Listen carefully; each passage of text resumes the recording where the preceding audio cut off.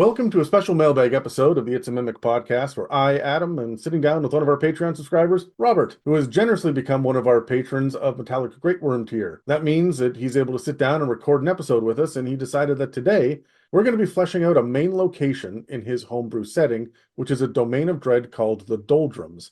It's all islands. The Dark Lord is a dragon turtle, kind of undead dragon turtle that has changed into a mummy lord-ish. So anyway, before we get started and we jump into one of these settlements that we're going to focus on here. Robert, how are you? I'm doing really well. I'm doing really well, actually.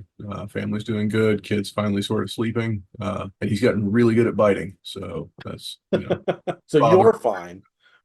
Yeah, no, I'm fine. Yeah, your eyes are all the way open this time, so I assume that there's some amount of sleep happening. A lot of caffeine as well. So There you go. down that. So yeah. So we ended up a couple of episodes or a couple of mailbags ago. Andre and I sat down to go over how to build a settlement. And we're in the middle of the process. We built a settlement, but we haven't put the NPCs in yet. And the NPCs is kind of the next stage. That episode's been recorded and it's coming. But what we did was we built a settlement without a story. We started with the setting first because Andre wanted something fun to do. And we fleshed in, well, there'd be this over here and kind of this thread over there. And we know that there are orcs in the mountains and a green dragon over there and so on and so forth. But we didn't really get into the quest, the D&D campaign of it. When you build a settlement for a domain of dread, you know what your quest is. You got to defeat the Dark Lord and get the hell out, right? Save the realm and get out.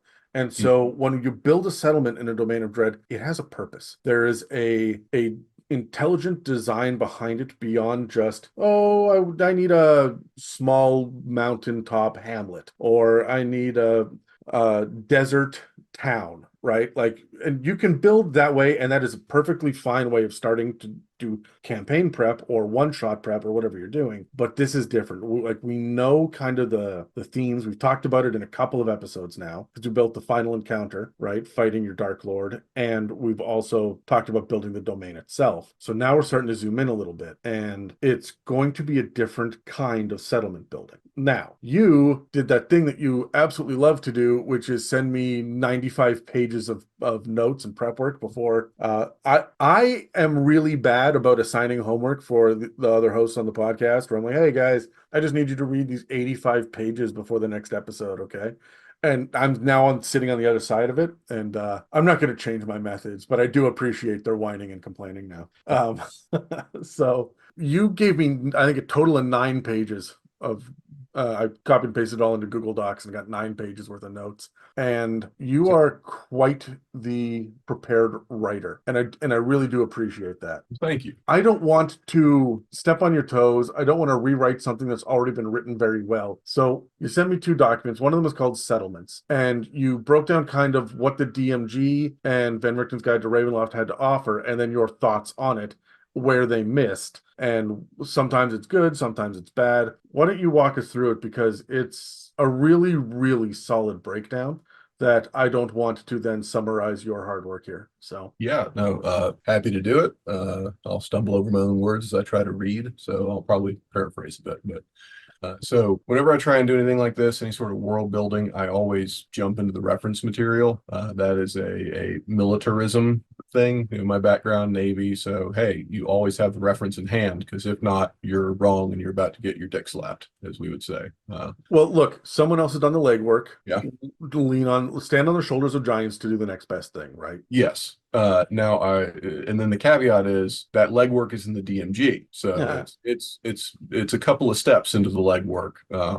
So the DMG does have a section on settlements, actually on page 15, as it's talking kind of as you're talking about world building. You can really go into a lot of, hey, the DMG is really poorly arranged. And I would say that putting world building and developing your settlements on page 15 is an example of that. But it does ask some really good questions. And the first one it asks is, what purpose does it serve in your game? Why is the settlement here? And I think that's actually a really good question to start off with. And it's very nuanced because it's asking about the purpose in the game, not the settlement's purpose in the world. In the world, it might just be something simple like it's a logging camp that then they discovered some gold and now it's a mining town. or it's the exact limit of where a horse, can get to in its endurance before it falls down. So we need to set up some sort of, stable and post here, and then that expanded. We're talking about the purpose in the game or in the story, and that is different. Is there a crucial NPC here? Is there some piece of information they need to discover here? And that talks about your purpose in your campaign. And then the next layer would be the purpose in the game itself. It doesn't have to be related to the campaign or the story. We often lose focus as DMs that when we're looking at D&D, we're talking about story, we're talking about this collaborative story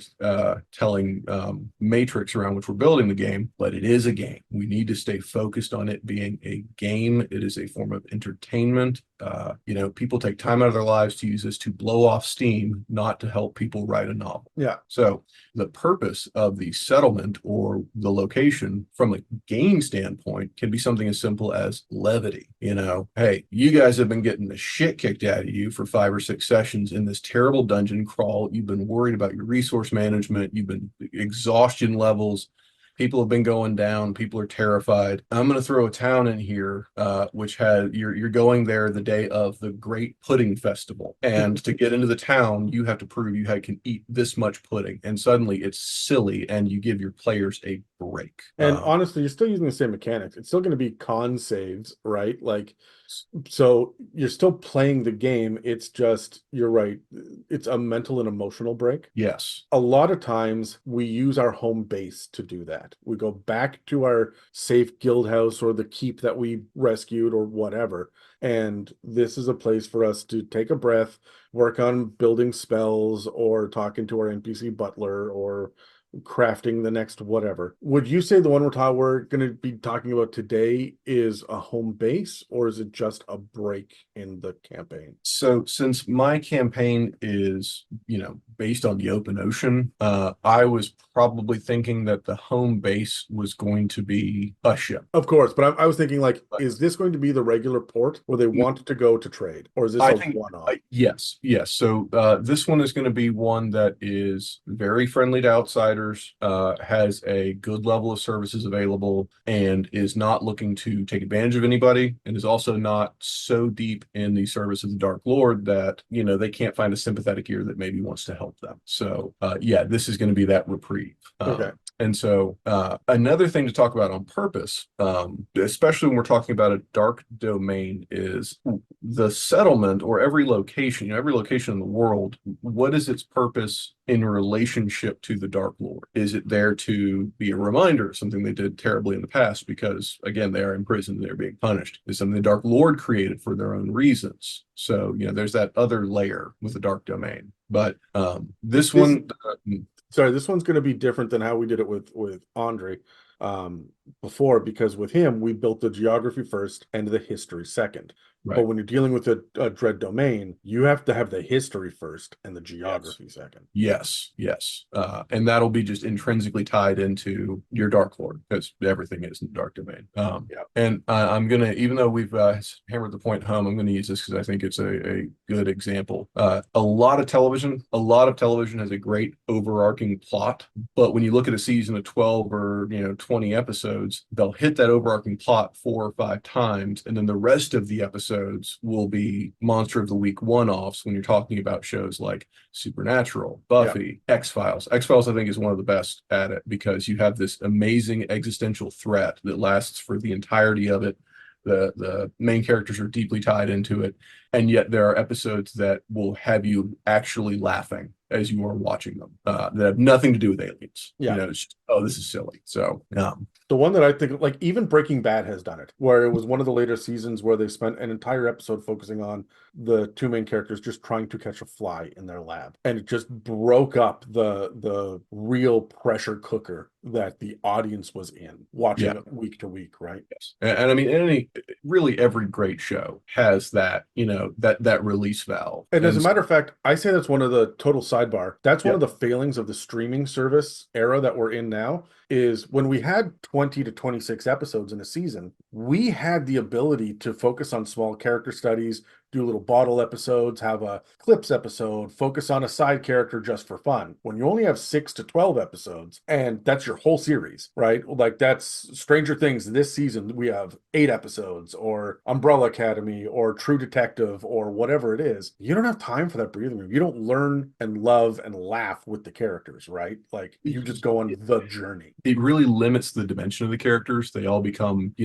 one, maybe two facets, They and you serve a purpose, right? Like serve that's a it. purpose. They're there for a function, and maybe over several seasons. In every season, maybe we get a different facet, but it's that one facet for that season. So maybe you get 5 or 6 minutes, and you get the feeling that all of this was filmed at once. And then Yeah. as much as I don't like cable television, yeah, stretching out the like back in the 90s when it was 26 or 30 episodes. And hey, 22 episodes in, we had to figure out what to do because the main actor got the fucking stomach flu from the bad Chinese place down the road. Yeah. And now we have to come up with a new episode entirely to fill that slot. Sometimes that's the best episode. Sometimes that's the amazing episode. Yeah. And programming those into your game, giving your players the safe place, because that's what a settlement represents. It represents safety in some way, shape, safety for survival, safety from an enemy, a threat. And for your players, there's kind of an unspoken, it represents safety from, the bad guy, the random encounter, the villain. Hey, you're probably okay in this town. You don't need to set up a watch, right? You don't need to set up a watch. When you say, hey, I'm going to the bathhouse to relax, and she says, I'm going to go get my armor fixed, and the other she says, I'm going to the temple, there's no, are you sure you want to split up the party? Yeah. And so it's that, oh, okay, we're safe. Yeah. And now we can do all those little nuanced things that our characters want to do. And it makes it, it takes it from being essentially a back-to-back dungeon crawl combat encounter. And it's kind of like you mentioned in one of the earlier episodes when you're talking about setting up camp. It's the DM equivalent of when your players are setting up camp and you say, okay, now what are you doing? Yeah. Yeah. Oh, Downtime is key. And we have a 3-part episode, I think, coming up.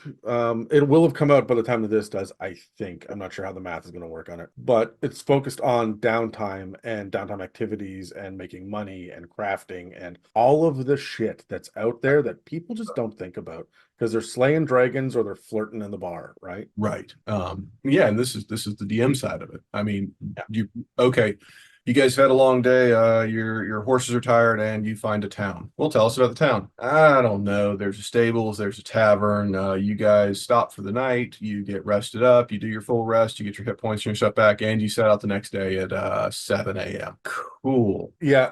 That town My tip for that, don't use a town, use a roadside tavern. Right. Because then all you need to do is come up with 1 building, 8 rooms, and 3 NPCs. Right. So, but when it's time to build a settlement, it needs to have a purpose. There needs to be a reason. It's going to be a set piece, and it's an environment to be explored with NPCs to be interacted with. Because if there's no NPCs, you have not found a settlement. You found a ghost town. And that's a mystery, right? Or there's still danger. You should still be setting up a watch. Just other people around makes this safer. Yeah. So moving on to the DMG, you get the question of how big is it and who lives there? And the DMG actually does give you on the following pages some breakdown of, okay, a village is this big, a town is that big, a city is this big. And then it actually gives you a good little breakdown, a summarization of, okay, a village, about this many people, it would have this kind of government, it's got a noble, but they probably don't live there and they've appointed somebody else.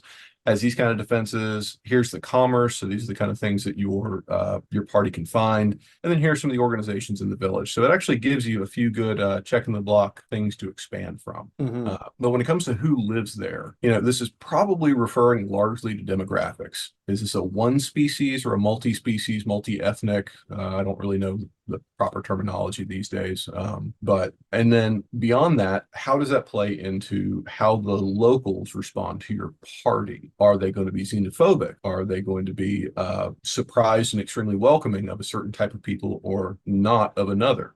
So you got to go kind of And then you go beyond species. Or, is it a settlement of refugees who are running from the same war? And so they are very distrustful of outsiders because they're worried. Is it the same? What kind of people are here beyond simply they're this kind of species out of the player book or the monster manual? Yeah. A good example is like, people from New York will break themselves down as, oh, they're Italian or Irish or whatever, but they're from New York. They are a New Yorker, as that's their subclass almost. And so is that the kind of settlement you're dealing with, and how does that shape its interactions with the party? Look, there's examples of that all over. I mean, Canada's like it, but I don't think it's going to be a major touchstone for a lot of our listeners. But in the States, for example, there are people from the West Coast. There is the Heartland. There is people from the South. There is, Yeah. people from Alaska are not people from Hawaii, and we know that, right? And so it's more than a racial thing, it's a cultural thing, right? So, Right. and then the further you zoom in, different cities in the same state or different states in the same region will have rivalries, and then different cities and different neighborhoods, and there's a different feeling. You get further and further down to the point where most people in most cities know kind of like, oh, we don't go down that street, or there's literally the idea of, across the tracks. Oh, Right. So we understand regions of even neighborhoods about, that's fine, but don't go past this area after this time, right? and I used to see that on ships. I mean, you'd have a ship of 300 people, but you still manage to have a breakdown of neighborhoods. Hey, this is the operations section. Hey, this is the weapons or the combat systems, berthing. You don't come in here if you are of this rate or rank. It's really bad on aircraft carriers. Those things have fucking 3,500, 4,000 people on them, and they're 1,000 feet long, and they have just so many little terrible neighborhoods. But It's like high school. it is very much like high school. The military is extremely high school. But when you're considering these elements of a settlement, and kind of back to what you said earlier, of this may be your home base, this may be where your players set up or your adventurers set up. Okay, if there is that kind of that tight-knit community, what is it that your adventurers have to do to become part of that community? What do they have to do to become accepted? Is there an initiation or a ritual or some sort of hazing involved? If I can be perfectly honest, 9 times out of 10 in Dungeons and Dragons, you have saved someone important or you have driven out the ruffians, right? And that earns you a space within this community. You saved the kingdom from the dragon, therefore here's your keep. Yeah. Okay. Yep. But I will say this, there's a later question about, what makes your characters care about the settlement? And that's a great question. No idea how to make characters or players care about anything, honestly. If I could make them care about showing up on time, I would do that first. But there is a lot of psychology behind the harder an initiation into an organization, the more dedicated an individual becomes to that organization, called the justification theory. It's kind of why they think that like hazing in fraternities is so effective. And there's a fine line to walk between the okay Animal House hazing, which then you're a lifelong brother, and then the you got scars hazing, which is the shitty kind. So you might be able to implement something like that to make your players, trick them, use some psychology, get them to care. But yeah, honestly, giving them a safe place. I have found when it comes to settlements, safe place to trade, a couple of interesting NPCs, and the ability to lock a door and then let their guard down. That's what they need. If you want them to care more about a settlement, give them things to investigate. And that comes down to knowing your players, or at least knowing the characters and why was this druid created? Is it to get into herbalism stuff? Are they an animal lover? Are they about turning into a werewolf? And then give them shit to do, whatever that path that character wants to go down, put that in the settlement, and that will tie this character or player into it. When you think about why was this character written, and I really like that, especially because I normally rebel a little bit against tie the character's backstory into the campaign. Because I wrote the damn campaign, and I wrote it before I ever knew what your fucking character was, and your character is shitty, to be honest. I don't want to have to fucking figure out how to weave in your garbage stuff to my story. But yeah, if I can do it, back to the idea that settlements are a safe place, well, I can make it a safe place for me as the DM, that I can weave in your backstory without jeopardizing the campaign. or making a main character out of somebody because suddenly they're the brother of the bad guy or whatever. I've got out of my way in the current campaign that I'm DMing right now, which is all homebrew, to tell them before in session 0, give me NPCs and backstory. I promise they are safe. I promise that I'm not gunning for them. If you make a bunch of poor decisions, then it is what it is, and I can't control how dice land. But I will not gun for it. And we're going to put them all in your safe haven. And this is a haven. And I promise I'm not gunning for the safe haven. And that has allowed them to do so much more and become invested in the town. They're no longer breezing through. They say, hey, this is a thing I get to create. I've added my NPCs here. I've added my home. Is there a spot in the temple for my god? Of course there is. There wasn't when I wrote this, but there is now. And now they care about this place. So when I've got an army on the horizon, they care about that army, right? That's a good idea. And it's just part of that meta agreement ahead of time. I will not come after you.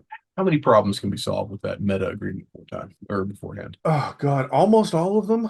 I mean, you can't solve dice and you can't solve problem players. Yeah, I almost quit a game yesterday. Oh shit. Yeah, no, a problem player was the reason, and not going to get too deep into it, but they decided to play a race that did not speak common, so they couldn't communicate with the party. They decided to actively endanger and steal from the party to force an altercation so that we would prove how loyal we were to this person.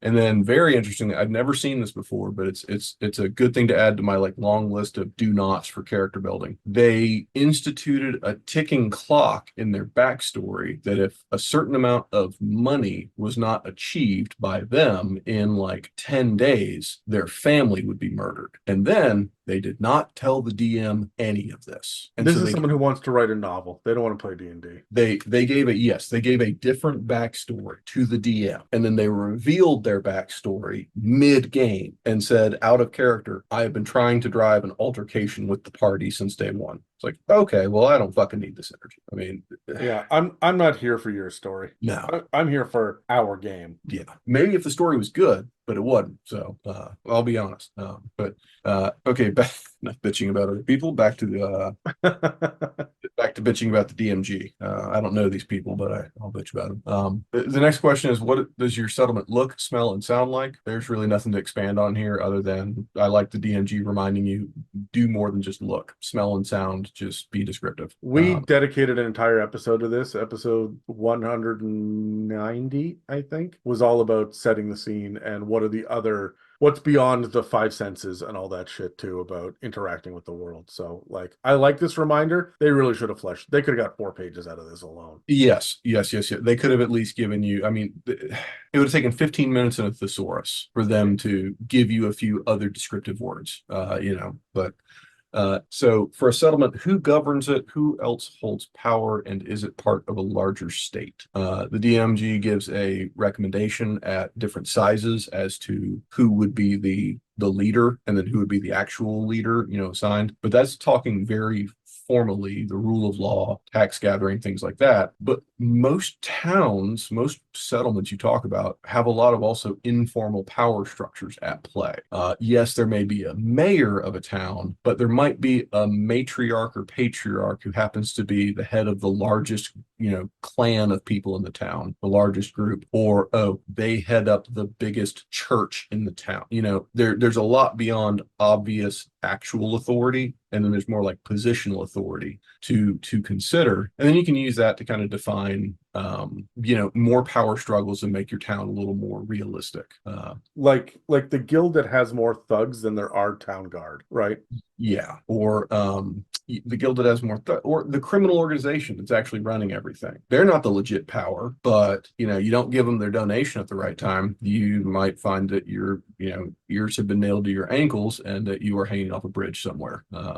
So levels of power, and that also kind of gets into the neighborhood conversation earlier. Mm-hmm. we're talking about who lives there. Okay, who when you create your demographics, who holds power in those demographics, and then how does that play into the city or the settlement as a whole? And then the question of part of a larger state, that I think is they really shouldn't have just tagged that on at the end of this. This should have been a statement in and of itself expanded on because it's actually nuanced.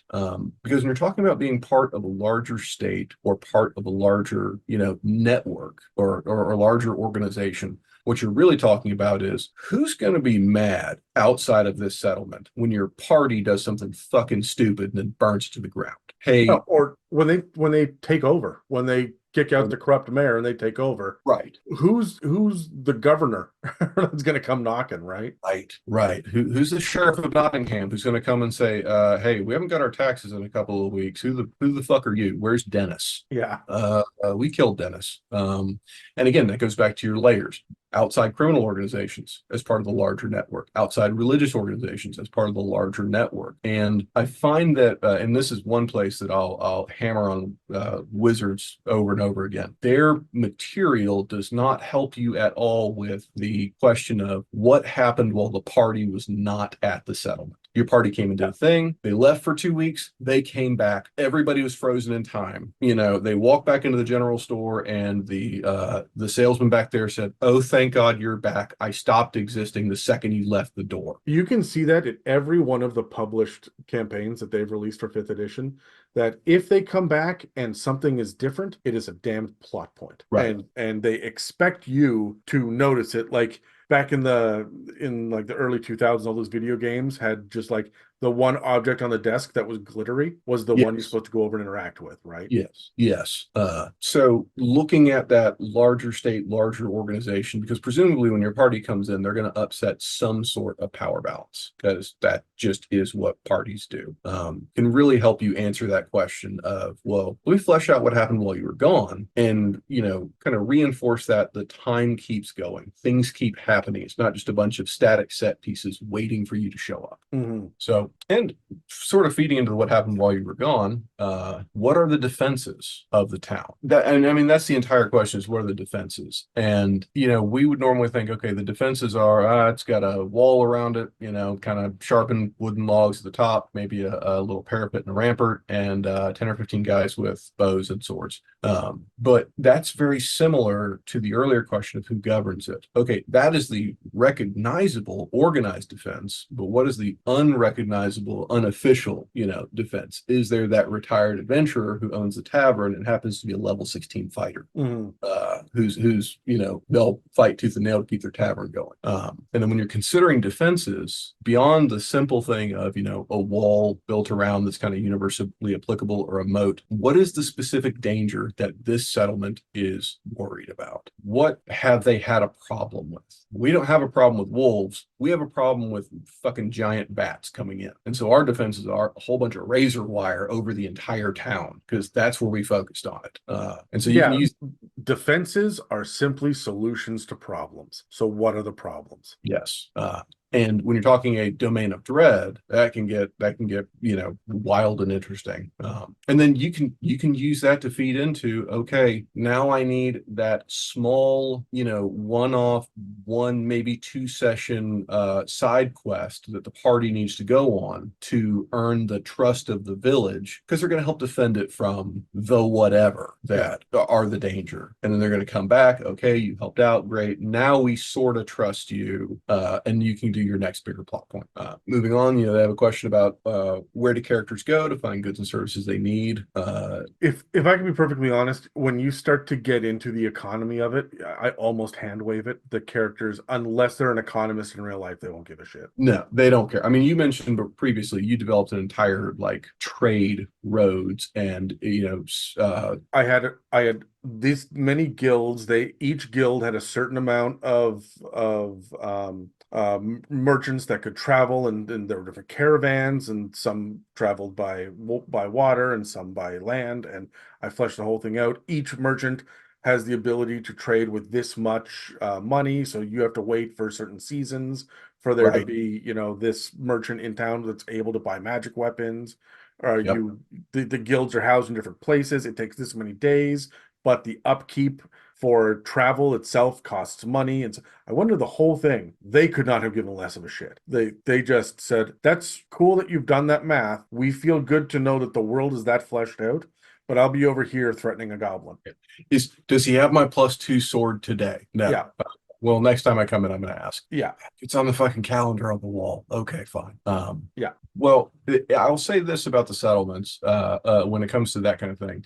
It's good to also think beyond just gold. You know, what else can be traded? Is it services? Are they bartering somehow? And then, I had a very material plane focus when I was doing this thing, but this question takes on a wildly different tone if you're talking about the Feywild. Yeah, or if you're talking about dealing with the lower planes, they've got all sorts of shit that they want. Or the astral sea, they've got a bunch of different things that they want, right? So it's very different. That hag out there in the woods who you need something from. And so is it a great question? Is it an obvious answer? Yeah, but there can be nuances you can slip in there. Yeah. Similar to the next one, what temples and other organizations feature prominently kind of loops back into the who governs it. Yeah. So not much to look at there, except keep in mind the external forces who have a vested interest in the town are probably the organizations that feature prominently. And they're going to be motivated by one of three things, right? Power, loyalty, or money. Right, because money and loyalty just feed into power. It all comes down. Well, they do, but I mean, there is a difference between the guild who like you interrupted their trade route, and so they've sent people to investigate, and the despot who's like, okay, look, I just need to kill anybody that owns a sword, right? Yeah. You're not going to rise up in power against me, right? Yeah. So when power is the answer to literally everything in the way that the world works, and money facilitates that, right? However, in D&D, power is like political power, and that tends to be the motivator. Even if it's a religious group, it's because they hold political power. They hold power over the day-to-day lives of people, right? And that's what I mean by power, money, and loyalty, right? That's why you're going to get a squad showing up on your doorstep. And it also answers the question of how does your party deal with this? Yeah. Can they buy their way out of it? Can they do a debt of service to get out of it? Or do they need to give up that artifact they found because it's, too sparkly and powerful? But my favorite thing that my party did was they just joined. They just signed up. The powers that be approached them and said, hey, we know that you guys are acting heroically and you're like vigilantes and stuff. We have a place for you if you want to be your own squadron here. We will fund you, but you have to follow our rules. And they're like, fuck yeah, all right, we're in. That'll make a Domain of Dread campaign end real quick. Unless they're going to take it down from within. Right. There, yeah, but that's an out of character discussion there. Hey, this Scott seems to have a good thing going on here. I wouldn't mind being a vampire. Ah, all right. Are any of you good aligned? No? Cool. All right. It's easy. The blood doesn't pump, so if you become a vampire, it's erectile dysfunction. Are you sure you want to do this? That'll get enough of them. Yeah. That'll get enough. They'll sway enough people in the party that you might get them. I also just ruined half of the fanfics that exist on the internet. So. Oh yeah. I think that was directly out of Anne Rice, so I vaguely remember that Lestat couldn't. I think God helped him out in one of them. It's been a long ass time since I read any Anne Rice, and I think I blocked it out of my memory.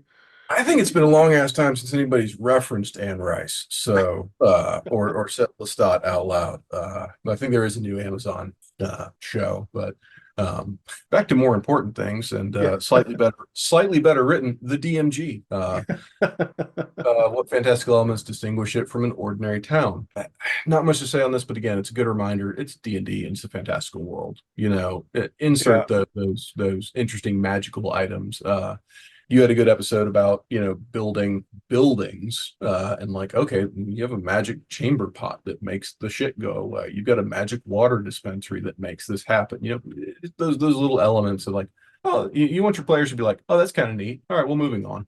Or oh, I kind of want to go interact with that giant dragonfly that's just hanging out for some reason. And then Andre and I touched on this briefly as well in the last episode he and I did about building a settlement. We got into some of the fantastical things that might exist there, But be very careful. Here's the warning that I had then was if you do too much, then you're going to lose control of your settlement because Right. there will be some hiccups in logic. Having an exception to the rule makes it stand out and make it fantastical. If literally everything is absolutely bizarre and nothing's working right, and teleportation magic works differently here, and you can conjure just about anything as long as it's made entirely of a precious metal that can be refined. And if you and like the more of these you put on there, the more your players are going to get creative and fuck your whole thing up. So Here's my 32 homebrew rules for how you interact on this street. yeah, Oh, well, if I do it like this, I win the game. Well, god damn it. Okay, you found the speed run shit. yeah. But back again, it's good to keep it, like you said, narrowed down to a few key things that are interesting details.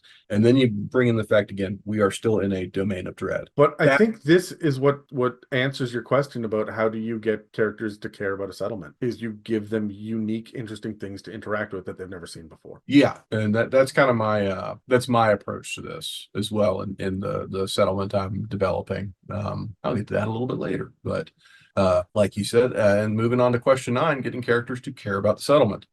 Verbatim, I wrote, "Damned if I know." Really good. It's also it's about making the players care, not just the characters but the players, and that can be a very difficult thing to do. So like you said earlier, find that way to allow them to play into their backstories, loop them in, but you really got to go in kind of defining both how much you want them to care and which characters you want to care in the first place. Is it one adventure you're focusing on? Is it everybody? It can be difficult. I mean, most of these settlements that you find in a pre-written module are really, honestly, they're liminal spaces from a narrative standpoint in the adventure. It's to get you to the next piece of the story arc. It's to, oh, you go into this town. Why? Because you need to find that one book that gets you on the path of the next thing. And then that's where all the adventure is. But those liminal spaces can be really important. I don't know if you know anybody who has like preferred airports that they travel through and they will Oh, yeah, that's me. Absolutely. I will fly through Minneapolis or San Francisco before I ever fly through Colorado or Dallas. And let me say, fuck the Toronto airport. Oh, okay. Just fuck that airport. If you have the opportunity to fly through any other airport except Toronto, do that. Well, I fly out of DC a lot, and I fly through Atlanta a lot. So that's Which DC airport do you do? I tend to prefer Dulles. DCA is closest, but I'll also go to BWI, Yeah.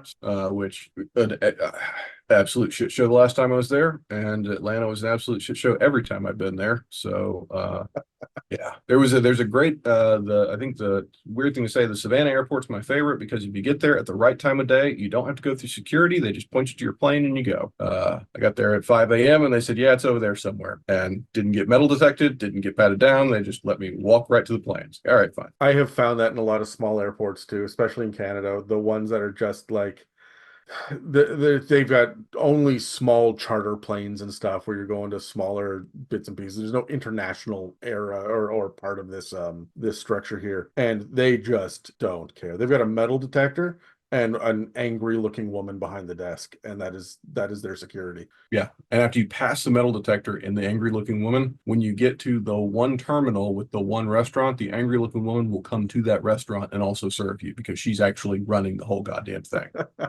Yeah. But this question about why they care and talking about liminal spaces is especially difficult in the dread domain because I mentioned, I think I've bitched about it in both of my previous dread domain episodes.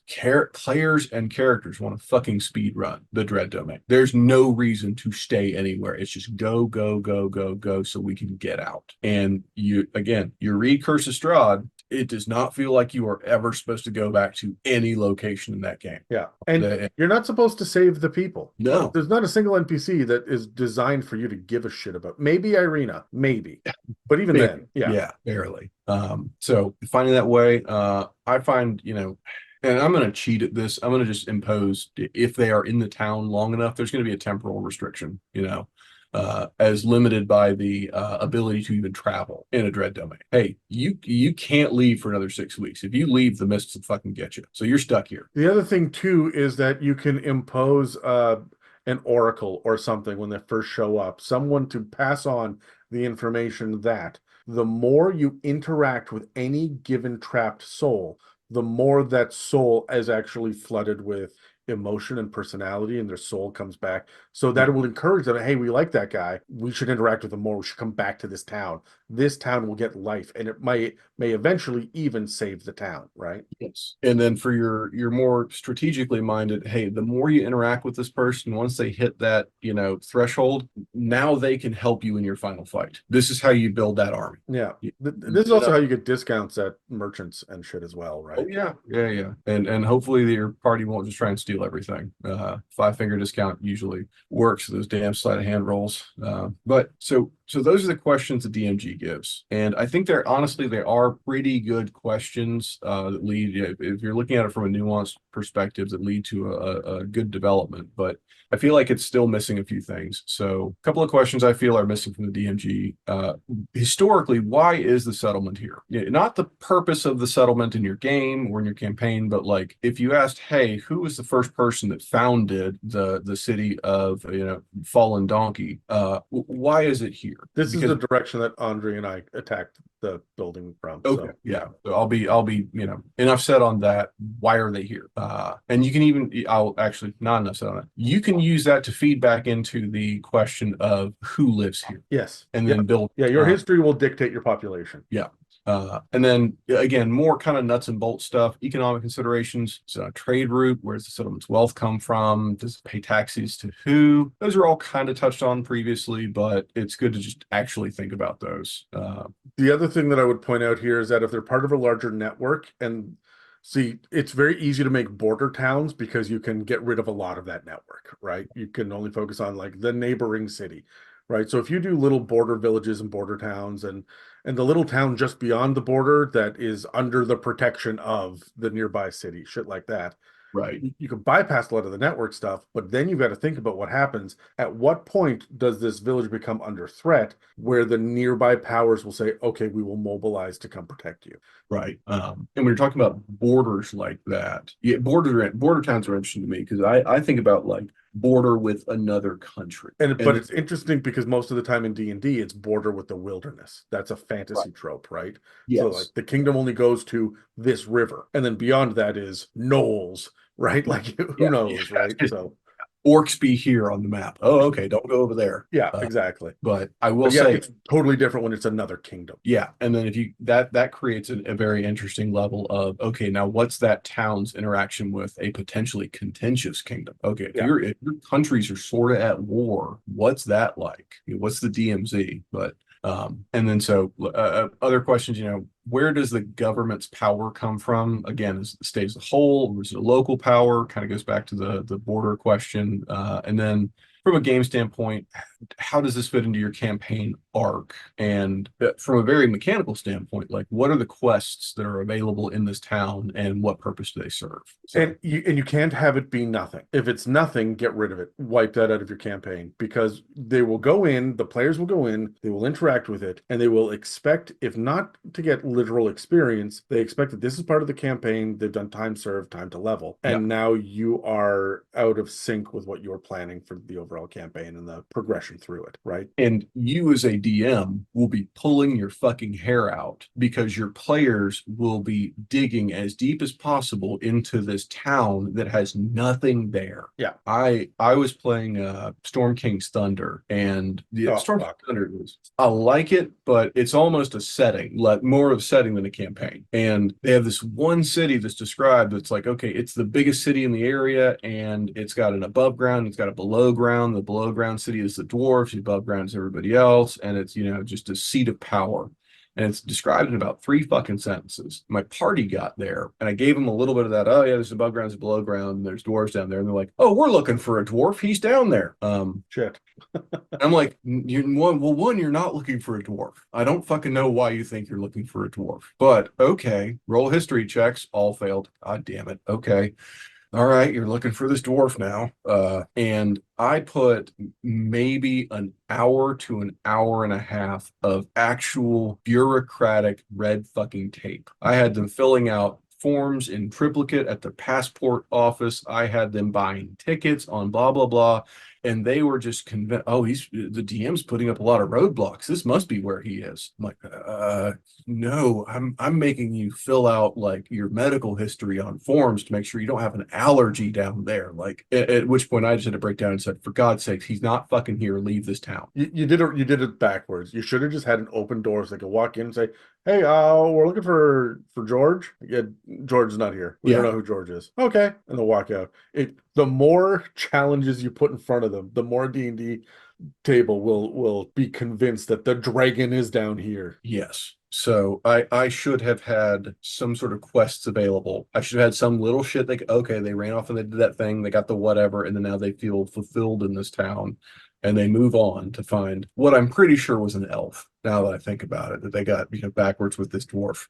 Well, they're essentially the same, right? So Same goddamn thing. Yeah, 2 legs, 2 arms. That's all you need. So that's all the settlement building from the DMG. And then Van Richten's, since we're in a domain of dread, I went to pull from there a little bit, and it doesn't really give us any specifics for developing a settlement. Instead, it focuses more kind of on locations and cultural aspects.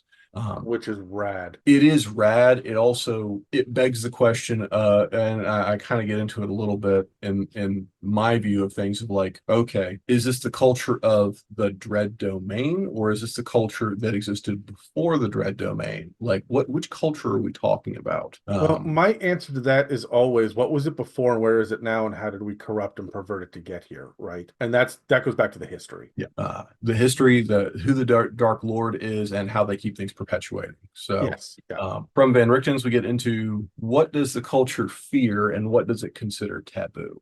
So, in my mind, this sort of loops back to the defenses question from the DMG. What is the culture afraid of? Well, it's probably afraid of some goddamn monster or whatever that lives in the mists. It's afraid of something to do with being cut off from the world.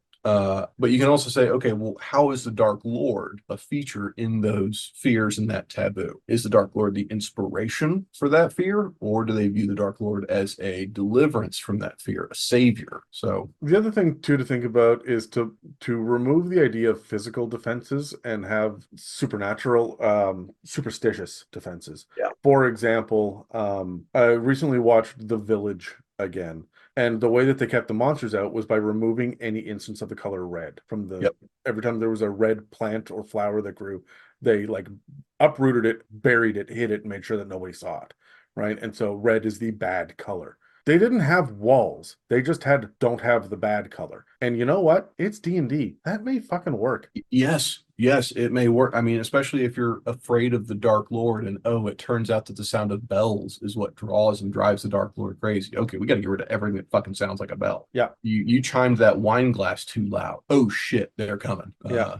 Or something like there's mirrors on the outside of all the shutters because they are scared of vampires, right? And so like every night they close all of the shutters to all of the buildings, and there's mirrors on the outside so that if you are outside, you can double check the person you're with is actually there. Yes. And when you're talking about those cultural fears and the taboos, it's not just, from the game perspective, it's not just what are they? How does it impact the first interaction with your players? Yeah. Hey, this whole town is terrified of black cats for being bad luck. Well, in walks that tabaxi. Oh shit. Yeah. Oh shit. So another question is, what is scarce and how do they compensate? And I feel that's an odd question because later on the exact same page it says, don't get bogged down in the particulars of working society. Doesn't matter how the village finds crops in a world of endless night. They just do. Don't worry about it. Yeah, but as much as I don't care about the agricultural ins and outs of how they're able to get a certain amount of, tonnage of grain in the span of like I don't care, but it's a drought. Right. So that I care about. So I think the point is to not get bogged down in the specifics. It's enough to just say we're hungry and then have someone come in and create food and water, right? Yes, it's a prompt for how your party interacts more than necessarily need the day and day to go. Yeah. So another question I have is who and what does the culture inflict harm upon? And I mean, I get it that intrinsically all cultures inflict harm upon something, whether it's another culture, whether it's the environment, whether it's itself. But I don't, from a game perspective, from a campaign perspective, I don't really understand what that question is meant to prompt. I feel like this I should be, think this is specifically for domains of dread yeah. because there are going to be domains of dread out there that have like a Pied Piper for children, right? And so it inflicts harm upon, or it has the ability to inflict harm upon anybody under the age of 12. Or this dread domain is all about the Egyptian and whatnot. And so if you are on death saves, if you get knocked out, they say, no, no, no, no, he's entered the first stage of the mummification. It's up to the gods to bring him up. And so injured people are not rescued because that's part of their culture. So what is who are the victims? Because every dread domain, or most of them anyway, also victimize the civilians and the population as well as the Dark Lord. And there's one of them that is constantly stuck in like masquerade, and I can't remember which one it is now. It's been a long time since I've looked into the details of them, but everybody in there is smiling like it's everything is okay. There's always a party tonight, and don't worry, we're always smiling because if we don't smile, we get in trouble. And that is not in like that's not genuine. That is its own kind of psychological harm. So I think that's what this means. It's not useful for every single settlement, but I think when you're dealing with the dread domain, that's kind of where this question's coming from, right? Okay, yeah, or that makes a lot of sense. Like you think what culture is getting and like who are the victims? The Vistani, the Dusk Elves. Like these are the victims beyond just Strahd himself, right? Right. And beyond the players, the Yeah. players probably feel like they are the victim in this, but honestly, they're not. No, it's the dungeon master. We're always the victim. Yeah, and the culture inflicting harm on us is the players. Yeah. So, and then that kind of feeds into the next of how does the culture treat outsiders? And from a dread domain aspect, this actually can generate a lot of flavor for the settlement, and it has the potential of violating that agreement made earlier of settlements are a safe space, because they may not be safe for the adventurers. So you can have a settlement in the Dread Domain that is friendly. Hey, we look forward to new adventurers showing up because they're a source of stories and change to the monotonies of our lives. Maybe they bring a new skill set that can be helpful, and they're excited about receiving these people. And so they are generous, because change is a rare commodity in the settlement. Well, and more than that, they can't get anything from outside the realm unless an adventurer brings it in their pockets. Right. And on the flip side, you have what I believe would truly exist in every dread domain. Every settlement should have some sort of predator in it that is the locals. It doesn't have to be all of them, but there's somebody in the society who is predatory on these adventurers coming from the outside. Yeah. Because they distrust them for being outsiders. They view them as a burden because they're mouths to feed, or they may represent some sort of existential danger by bringing the Dark Lord's anger down on the settlement because, oh, you're here to kill the vampire lord that's running all of this? I don't want to be seen with you. I can't be seen helping you. I'm not going to be friendly. I'm not going to look in your direction because word will get out and then he's going to be eating me next. Yeah. And the party will be carrying valuable gear and supplies. They'll be carrying valuable resources, and they might even be a source of materials in themselves. When I ran Curse of Strahd, I put a cult in that was predatory toward the adventurers because, hey, souls are in short supply in Barovia. Oh, Yeah. look at that. That person's got a soul. And so we're going to kill them to get that soul to put it into whoever, And so I will say this, wherever your home base is or your friendly port or wherever, if that's going to be like, don't establish the idea of a predatory society the first time that they interact with it, and keep the home base safe, right? That you should just do. Otherwise, you're going to end up in that scenario where no NPC is trusted ever, and that's going to kill your campaign. And the discussion of how the culture treats outsiders, I mean, the problem is that it won't be uniform. I mean, there will be a uniform concept of how the culture treats outsiders, but there will not be a uniform application of that by every individual in your settlement. And having the exception Yeah. that will single out there's the town guard doesn't like us. We walked into the tavern, we didn't realize the town guard's there to arrest us just for being outsiders.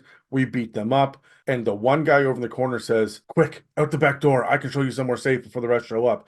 And now you have someone who can also give an exposition dump as Yeah. well, right? This is a useful tool to have. So that's a good introduction to this situation when the characters are blindsided. But I just want to make sure that if you're going to do that, or if anybody's going to do that, you make sure that you establish what the rule is ahead of time before you give an exception to the rule. Yeah. And you make sure that they understand that the rule is settlements are safe, except this place. This place is not safe. Except this guy, he's safe, right? Like, and this is going to be more fleshed out instead of them walking into the first town and saying, "Oh shit, everyone's against us. We will avoid towns now." Right.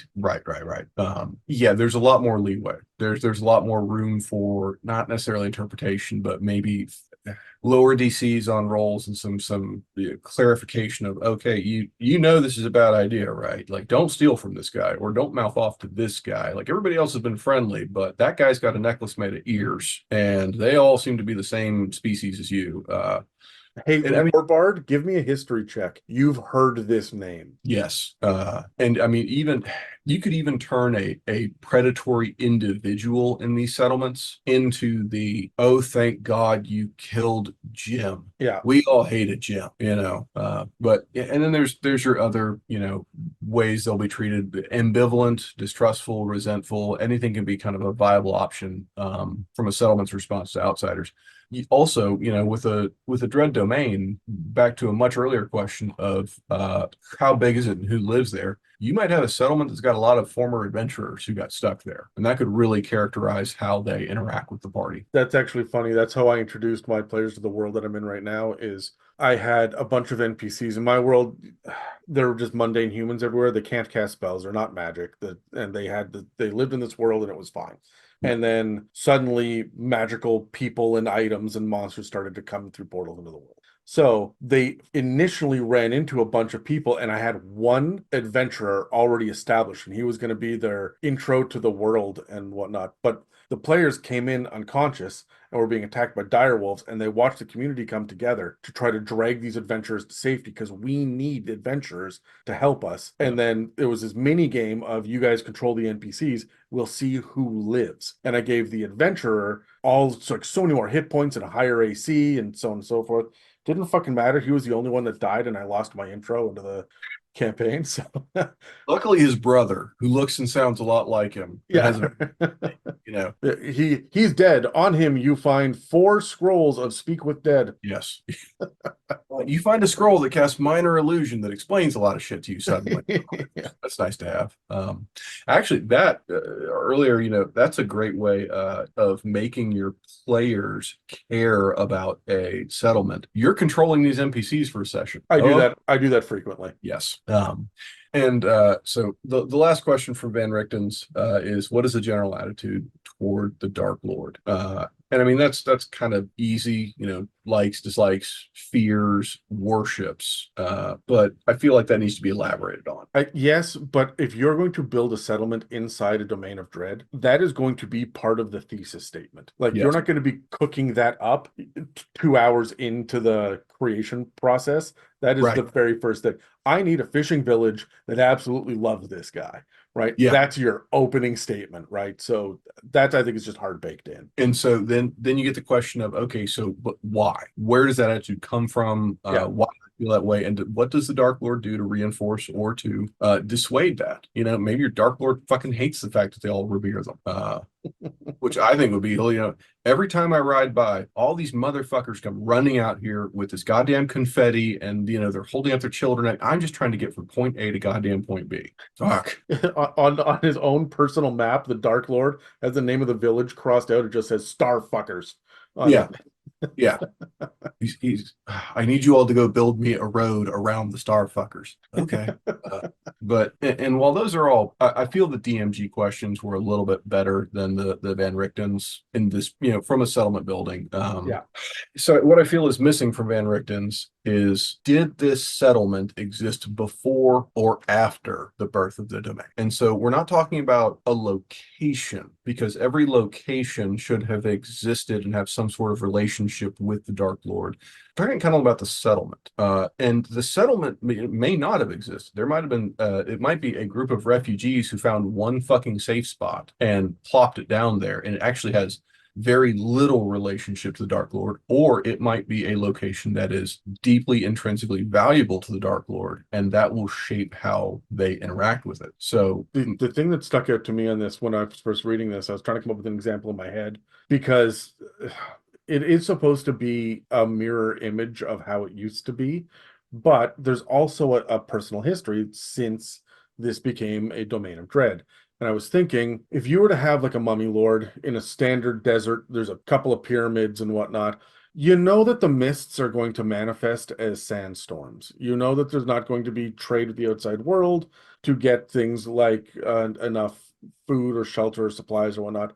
But the pyramids themselves, because it's D&D, are inherently magical. The population would have abandoned the town and moved into the pyramid. yes. Right. And so even though the pyramid itself wasn't a settlement, it was a location. Now it is different as a result of being a domain of dread. Yeah, yes. So exactly. And that feeds back into like the history of it and how it applies to the Dark Lord. And you can really get a lot of, maybe not flavor, but flavor and elaboration on this place to make it feel better. And so, if the place existed, and this is one of those things that when I feel is not only missing from Van Rieken's, you look at the one example of the Dread Domain or the handful from Van Rieken's guide, and you don't really see a relationship between any of the locations in the Dark Lord in a valuable, like in a really intrinsic and valuable way. No, Like, you have their lair. That's what you get. right. You have their layer, but like, Curse of Strahd, the winery doesn't mean a fucking thing to Strahd. No, he doesn't care. Doesn't give a shit. Yester Hill kind of means something. He goes there to do stuff, but the majority of the places, they're just fucking there. Who gives a shit? He doesn't give a fuck about the windmill. No, no. So you can really add to your domain by including that link. So if it existed before, what was the relationship before to the Dark Lord? And we're talking about what was the relationship of that settlement or location to the being that became the Dark Lord. Yeah. To them before they fell. And then after, if it came into existence after the birth of the domain, what was it before? And what about this spot drew people to it? That would then feed into, again, the question about the relationship with the Dark Lord. Beyond general views, how does the Dark Lord view or interact with the settlement, if at all? Do they have agents or subordinates that are in the settlement, not just worshipers, but like individuals advancing a specific agenda? And how would the settlement react to the Dark Lord appearing? If the Dark Lord showed up on a Tuesday, are they going to throw a parade? Are they all going to hide in their cellars? Are they going to commit mass suicide? What is going to happen here? Blood orgy. It's usually blood orgy. You have too many Yuan-Ti in yours. That sounds I've been reading too much on the Cult of Rakdos. That's what that is. Yeah, fair. But whose blood? That's the question. And then a couple of kind of more, nuancy getting sort of like did previously about economics, how does the settlement respond to the mists? Do they try to brave them or do they avoid them? Do they try to adapt to them? You don't really need a reason why the mists aren't invading the settlement, but if you wanted to get into it, you could. Like, oh yeah, we've got this lighthouse that keeps the mists away. So now we're all terrified that the lighthouse will go out. I hand wave it enough because the domain of dread has been created by these dark powers, right? And every cell needs walls. Yep. That's it, right? Doesn't go any deeper than that. That's it. There really should be parts in the DMG or any of the adventure, the modules, the campaigns literally says hand wave. Yeah. I will say this. I love the idea of having a specific kind of lantern or a specific kind of magical light or something that allows you to travel briefly into or through the mists. Right. If you were to have there's a village just beyond down this road that also came with, but it's been cut off by the mists. Unless You go during a full moon, right? Like then the mists peel back from the road, or you will have safe enough travel if you go quickly or something. Or it's the scene in Silent Hill where they're carrying the canary and then the Yeah. canary freaks out when it starts to change. Oh, it's safe to get there as long as you're carrying this tressum on a string. But when Yeah. the truck starts to lose its fucking mind, start running. Yeah. Yeah. Yeah. That's when your Sorrow-sworn are going to come out of the fucking woodwork, right? Yeah, yeah. Love a good Sorrowsworn. And then lastly, my question is there travel or trade between the settlements and kind of how is it achieved, taking the mists into consideration? I mean, again, this is a very hand-wavy thing. This is kind of a fiated thing. When you look at Curse of Strahd, there's no explanation as to why the adventurers can travel the roads and why the roads are safe, but they just are, just don't step off of them. Yeah. But I mean, if you can use this, like I said earlier, to kind of force your players to stay in a town. Yeah. Hey, it's not safe except for this one day of the month, and it'll take you one day to get to the next settlement, and then you're stuck there for the next 28 days. So get fucking invested, do some side quests, do something. Make 10,000 daggers, get your blacksmithing skill up to 100, just fucking do something. Yeah. And so that's kind of all I had about my general overview thoughts about points to hit for making a settlement. It's interesting because it doesn't have to be a domain of dread. You can apply this to other settlements and other settings as well. If you wanted to make a village in the Forgotten Realms or Eberron or Greyhawk or wherever, coming at it from the perspective of you don't have a Dark Lord necessarily, but you do have a ruling noble or family or something else who is going to impact the surrounding. And so these questions of like when they walk down the street, what does everybody else do? What are the attitudes toward them? How does the landscape reflect their legacy and so on and so forth, right? What are these different locations? What do they mean to them? Why do they care about them? Absolutely. And these are the kind of things that you'd make this kind of slick sheet, this check sheet, and then like you said earlier, okay, but what about the lower planes? Yeah. Add your couple of little tidbits here and there. Yeah. So when we move on to yours specifically, first of all, you've named this hilariously, and I know the reason why, but you should tell me again Yeah. because it's golden. There will be one person that will love this. Yeah. Well, I hope so. I didn't run it by him beforehand. So the name of my settlement is Andre's Landing. And I named it after another listener, another Platinum Great Worm, Andre, who lives in Iceland. And I was checking in on him a couple of weeks ago when his goddamn island was on fire. Because, why not live on a volcano? That was, and he was in our Discord, he was posting pictures of it, like the lava was like eating towns. Oh, we all had to leave this town because the volcano. And I'm from the southeast US, so we get hurricanes, and it's kind of Yeah. like, oh, yeah, we all got to leave. Why? Well, fucking Mother Nature decided to blow all our goddamn windows out again. Yeah. Yeah. We have forest fires up here. Yeah. God, being ignorant of a lot of Canada, I would think forest fires, but what about all the snow? Wouldn't that put it out? Our mountains barely got snow this year. You come to Canada, we'll tell you about climate change because I holy was gonna fuck say, is it different. if there's only some explanation for this strange change in all the climate, but oh well.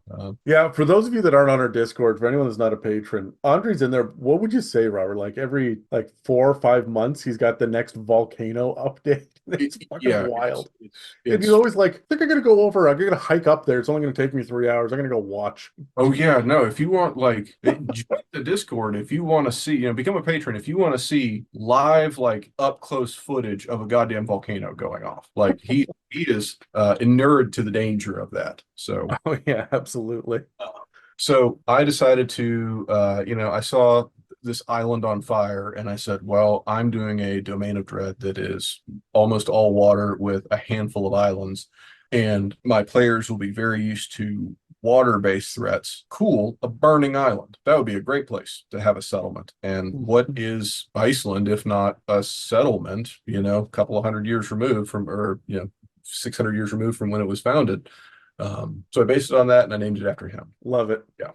So give us a quick breakdown and then we can jump into the nitty-gritties of it. Yeah, so it's a volcanic island, but back to the idea of it being a location that was related to my Dark Lord. My Dark Lord was a incredibly powerful ancient dragon turtle, now is reduced to a mere mummy lord. So most of the places that she was, loved or involved with are underwater. And one of them was formerly a field of hydrothermal vents that dotted the seabed. And as a giant dragon turtle, she'd love to go down there. It's kind of like a sauna for her, or a hot tub. And there's a lot of interesting, strange life that lives down there. And the dark powers that are punishing her for her many sins decided we're going to take all of those locations that were underwater that you loved, and we're going to take them away from you, and we're going to put them on the surface. And so when the mists came and swallowed up the slumbering seas, this entire hydrothermal bed of vents was thrust above the surface and sort of created a volcanic island, but it still has a lot of caverns and caves that are filled with the scalding hot water. And so there are still hydrothermal vents. They are just now accessible from the island itself. Yeah. And the island, the people that live on the island, before the mists came, it was a small mercenary armada that was trying to eradicate Sahuagin threat. And that armada was under the command of a Commodore Andre, and that's why they named it Andre's Landing. So when the seabed was thrust above the surface, it literally rose up underneath all of their ships. And so they found themselves just in the middle of the ocean, suddenly grounded, and then mists came in from every direction. And so they banded together, they formed a settlement to survive, and they fell back really heavily on kind of rank and sort of a militaristic structure to determine levels of authority and how people interact. And so that has been one of the large things that's kept them going. The other thing, their primary economy is they are one of the few sources of metal in my dread domain. You're talking about a bunch of islands. Where do you get metal from? Interesting fact, and this is a true fact, is there's a thing called the volcanic snail, or the ironfoot snail. Lives in the hydrothermal vents, I think, of the Indian Ocean or the Pacific Ocean, and it literally grows metal out of its body. This, I think, is about the fifth time it's been brought up on the podcast. It just keeps coming up, and I don't know why. I love it. It seems Oh, to be like It's a Mimic's favorite fucking weird animal fact. oh, I No, love no, it's great. I love it. I love looking at it. It's metal as fuck. Oh, it's amazing. I mean, it's a fucking death metal album cover, but a snail. It's Totally. amazing. Yeah, absolutely. And that feeds into the, oh, what's your fantastic element? Giant fucking metal snails. That's my fantastic element. How And giant are we talking? How big? 6 to 8 feet, flail snail. Oh shit, big, big. That's good. Yeah, no, big. Would present a threat when mad. Yeah. Interesting fact, another true fact. The limpet snail, got a lot of snail facts. The limpet snail has the hardest organic material in the known world is its teeth. Really? Yeah, yep. It's stronger and has more tensile strength than spider silk. So Shit, that's cool. yeah. So when that latches onto your heavy plate paladin to get at the soft innards, they're going to get there. So yeah, Fun. so that's kind of the idea. There's going to be an island settlement, a little bit inland. There's going to be volcano slash hydrothermal vent caves, and the settlement itself is primarily a metalworking, metal goods, raw iron, snail iron settlement that relies a lot on a concept of rank. I have two questions for you right off the bat. Yeah. One, were there surviving Sahuagin as well that ended up here, and have they teamed up with the survivors, or is that rivalry still strong? The Sahuagin are the threat. Okay. The Sahuagin live in the water. They are a threat to the island. They are the thing the island is going to have defenses against. And Good. that'll probably be some sort of quest for the party to deal with. My second question is the snails. Are they revered? Are they livestock? Are they pets? Are they just allowed to do what they want, like the fucking emus in Australia? Hey, those emus won a war to do what they want. So In my head, there are emus out there that have little medals pinned to their chest for their veterans, and they've been, oh yeah. yeah. So we have a zoo here, a couple of cities over, in one of our suburbs, and a bunch of peacocks escaped years ago, decades ago. But now there are a number of peacocks that just wandered a couple of neighborhoods, and they're just wild peacocks that just live in a subsection of Vancouver. And the residents leave them alone because they don't really do anything bad. They can get up on top of your garage sometimes and they'll make noise, but that's it. And the city has got kind of a bylaw which is just don't fuck with the peacocks. They're fine. So we just have wild peacocks up here.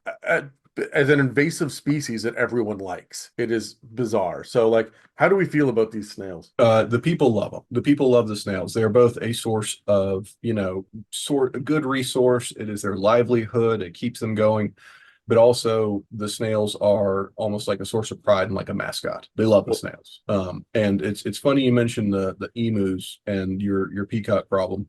The town I grew up in, just outside of Savannah, Georgia, somebody decided to start raising emus at some fucking point before I got to high school, and then they would occasionally get out. And so, like once about every 2 or 3 years, somebody on the highway would stop because there's an emu in the highway, and then get attacked by a fucking emu. Which once every 2 or 3 years is not that much, unless you remember it's in South Georgia, and then that's a staggering rate for emus.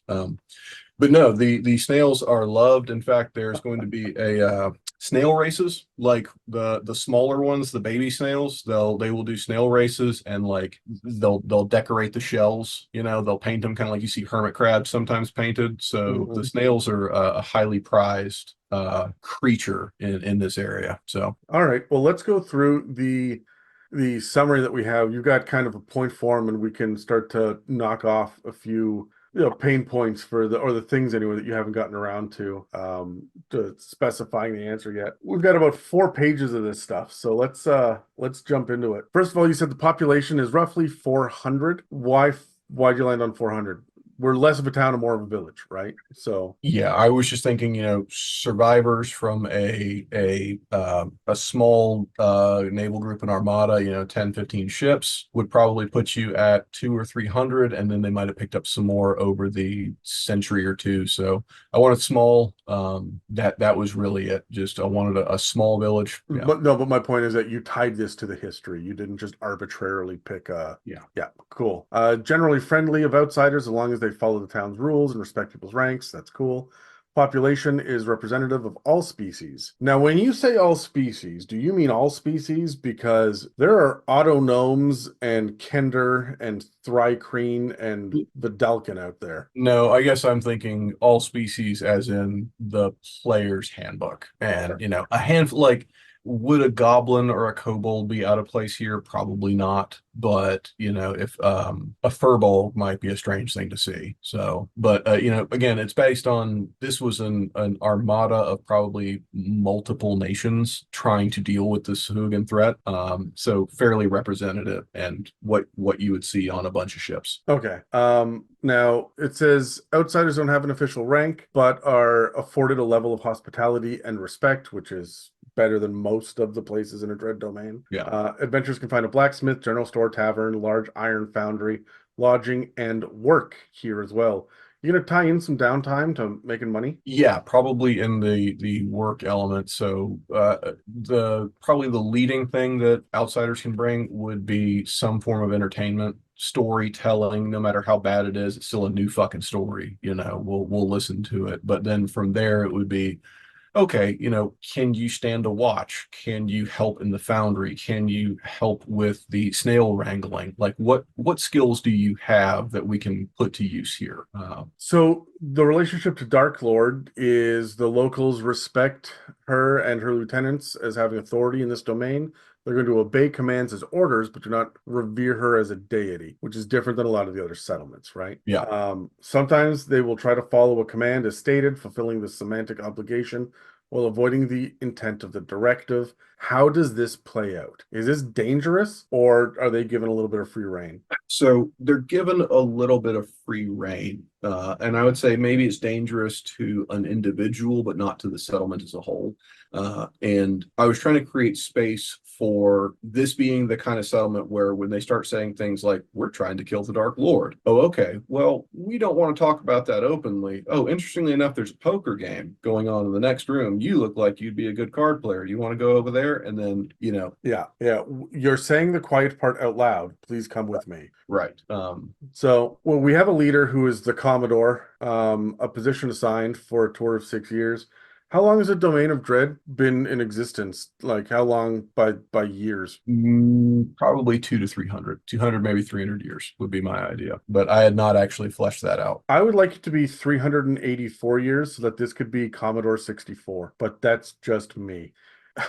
That is That, a kind that is a kind of bullshit that I will put in there just to see if any of my players will ever bother to do the math while they're waiting for their turn in initiative.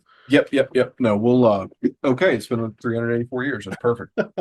Yeah. You said that the Commodore is decided by a council of captains comprised of former Commodores, which I think is rad. But how many captains? Like how many former Commodores? I was probably thinking maybe somewhere between 5 and 8 would be there, and would largely be dependent on They'll age out is the the point. age Like out. it's a lifetime appointment, and then you die, right? It's not like the Council of 13, right? Right. So there's that elf who's been there since fucking day one. Yeah. And I got a fire giant in here who's probably been there for a long time. But the halfling, maybe we all remember them fondly. Yes. Yeah. Okay. Cool. The current Commodore is blank. We don't have Yeah. that yet. No. Hold on. Let me bring up. I'm going to share my screen with you Yep. because I have got a list of what is that? 48 different creatures. This is how I populate towns. Is I will roll on this list, and then like 1 to 60 are your basic player's handbook. Right. So that's 72. Yeah. So yeah, so I roll on it like 1 to 60 will get me this D12 table, and then there'll be the next D12 table, which is 61 to 70, and there's just like fewer and fewer and fewer as you go. But the last little bit is 98 to 100. You got to roll, and that will unlock things like a dragon or an angel right. So I will say I would love to see a bullywug as the current Commodore, just to try and have to fucking explain that. But yeah, that would be. honestly, I tend to just glance at the list and make my decisions based on what feels right, because as you just said, it's mostly the player's handbook races, and the likelihood of a Lokatha being the Commodore is not necessarily something you're interested in. But glancing at it, do you want to roll and see what we land on? Yeah, happy to. So I'll take notes as we go as well. that would be an 80. All right. So these ones are the less common but still popular character choices. You're pretty much guaranteed to get one of these, like a satyr, lizard folk, kenku, something like that in your anything goes campaign, right? Yep, it's a turtle. It's a turtle. Holy shit. How do they feel about that, considering the dragon turtle? I believe that would play into well to maybe the turtle was put there almost as a nod to the Dark Lord, as largely supported by an effort of the Vigil, the cult. So See, just by picking a turtle, just by landing on this, you're already building history, right? So the Council of Captains made up of, and you have here names, but let's come up with naming conventions can be difficult because each culture will have their own naming convention, right? So you almost need to know what the culture, the race is beforehand. Are you just going to automatically, let's say there's between 5 and 8, you want to roll a D8 or 2D4 or something, see if we can get a number or actually just roll 1D4, we'll add it to 4 and see where we landed. 2. All right, so there's 6 members of like previous Commodores. I honestly would probably just, for sake of ease, make 2 or 3 of them just human right off the bat, because what's your population ratio? Is it mostly human? Yeah, it's going to be mostly human, and then probably from there, elf or half elf.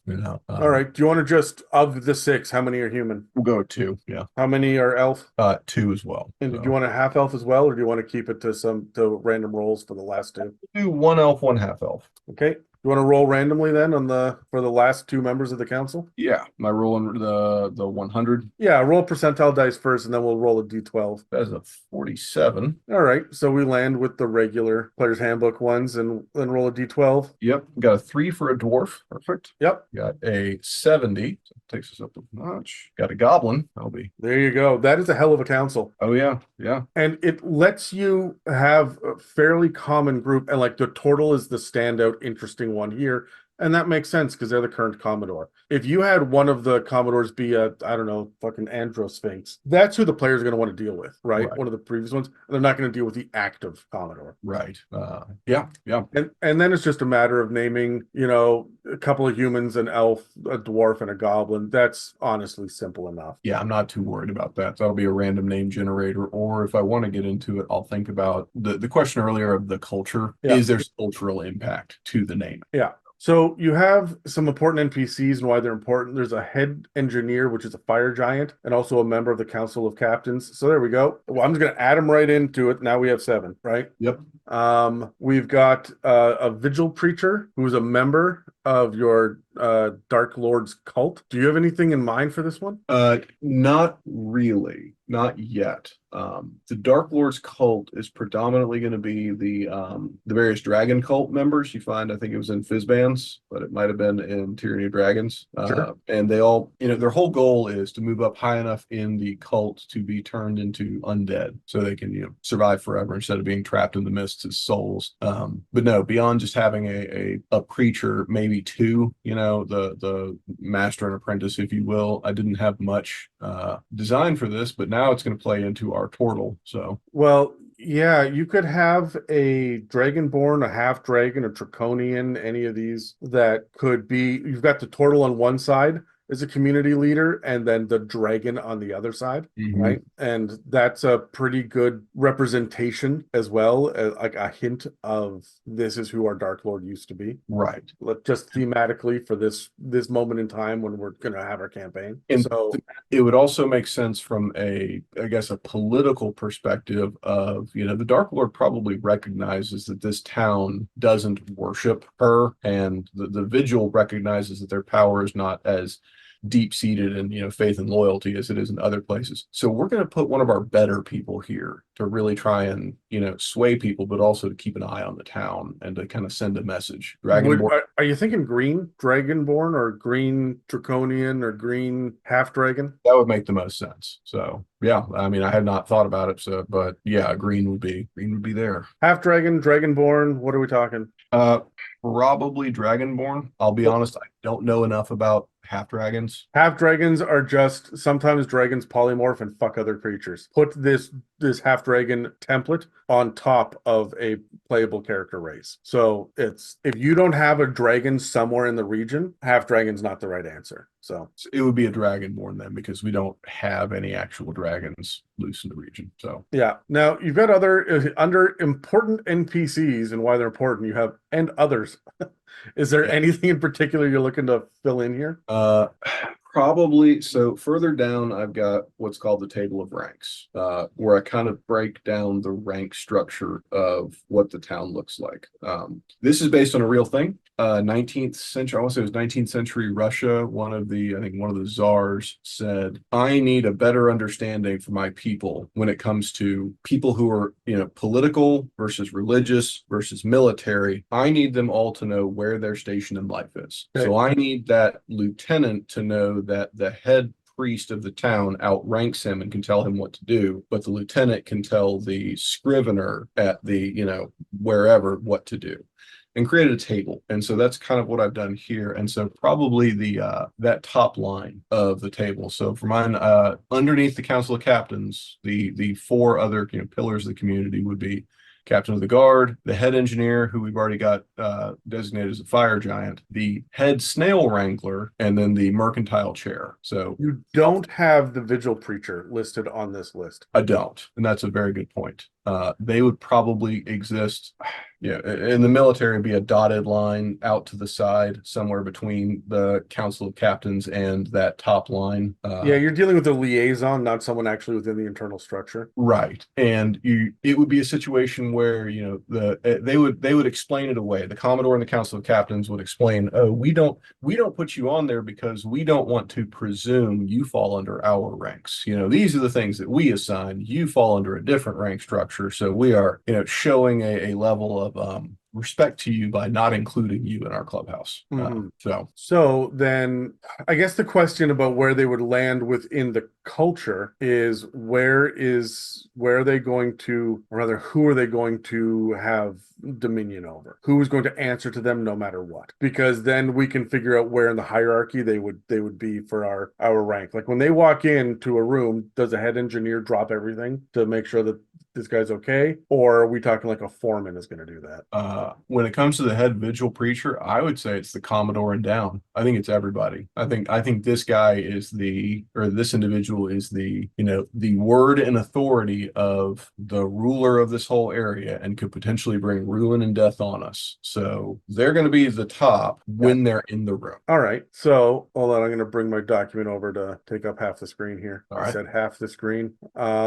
Just so you can kind of see the hierarchy that we're working with here is how I got. So you also said that we've got Captain of the Guard. Did you want to roll for this? Yeah. Is it 99? Well, shit. The Captain of the Guard is going to be pretty fucking powerful then. Yeah. They're a giant. Well, good. Roll a d6. One being hill and and 6 being storm. Please don't roll a 1. It's a 5. So Cloud Giant. which is actually go ahead. Yeah, that makes a certain amount of sense. You're going to have enough steam and clouds and the geysers popping off and the thermal vents that a cloud giant would be at home here. They would. And the thing I like about, the reason I put the fire giant in, again, fire and metalworking and all that, but this is supposed to be not only a safe haven, but hopefully like you get a little direction, you get a little idea of where to go with the story, where to go next. And having these long-lived races that intrinsically hate dragons would be, okay, that's going to be an ally. That is going to be the person who is willing to maybe take a little risk to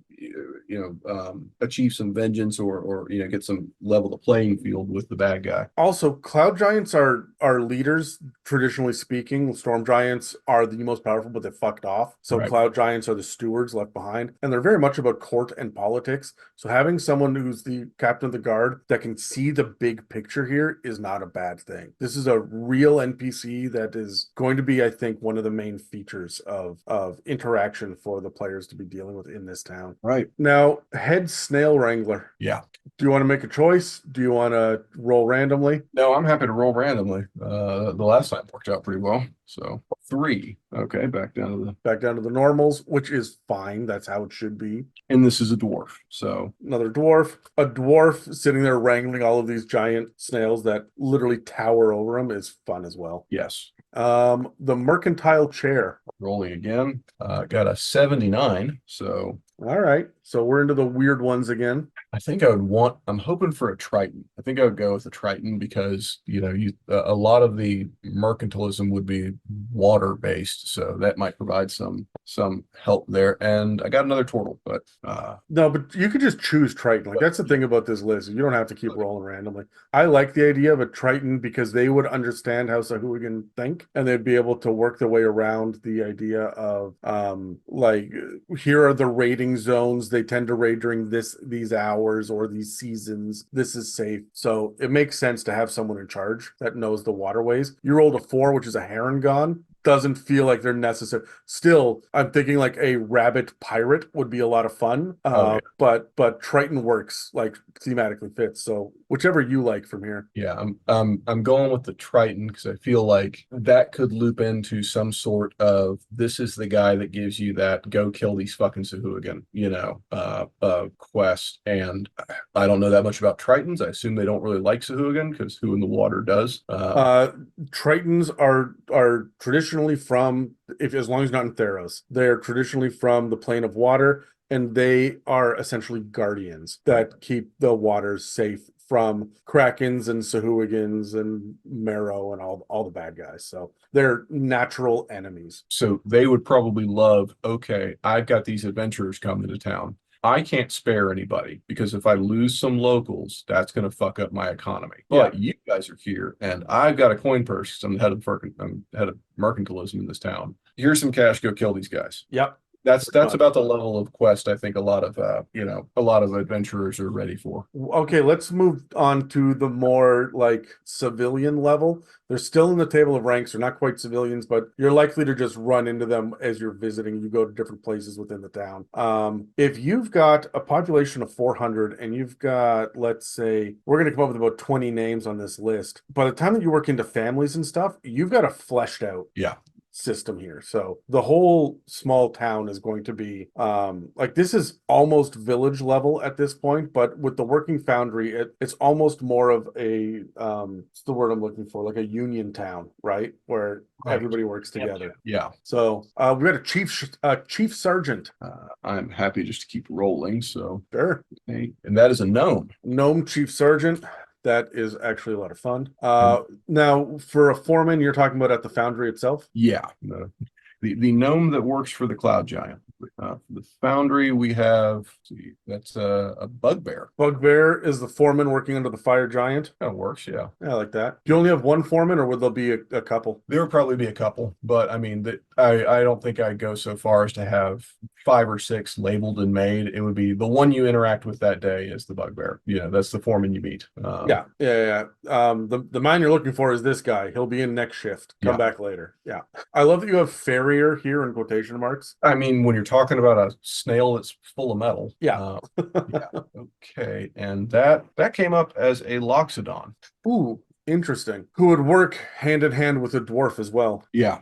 Now, when we get to some of the weirder ones, like you would have rolled an 80 something to land on this. And then we're getting into the realm of Simic hybrids and GIF and Grung and shit. If you don't like having this in your campaign, just don't. Yeah. Right? Yeah.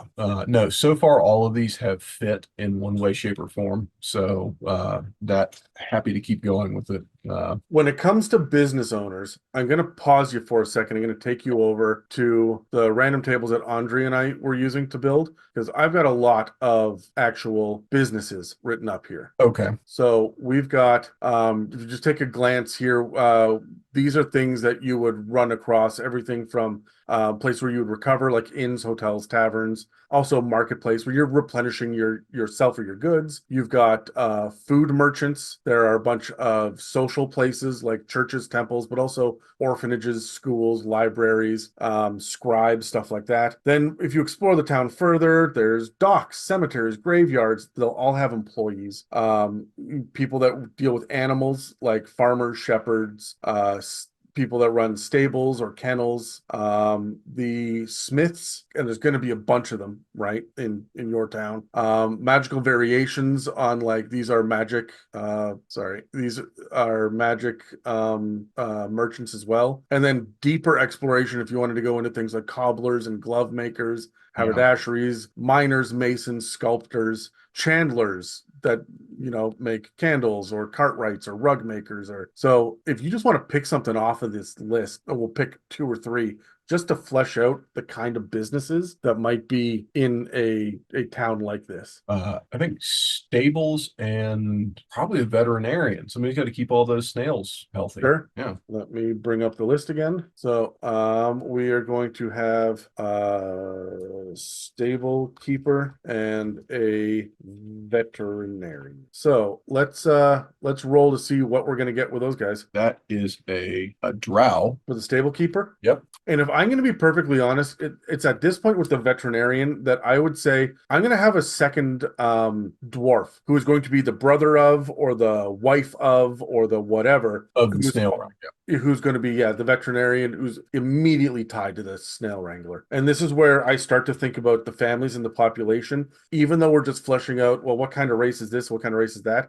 We can double up, and we refer to this later as we're actually naming and building. We can now duplicate like family names and whatnot as well to take the pressure off. Absolutely. And that allows you to create those humorous family interactions, or just general family interactions that it can really flavor. And it makes a lot of sense. I mean, you're talking about, okay, I've now answered 4 of the people on my snail-based table here, because I've got my head snail wrangler. That's the dwarf, maybe the matriarch. I've got the veterinarian. It's her husband dwarf.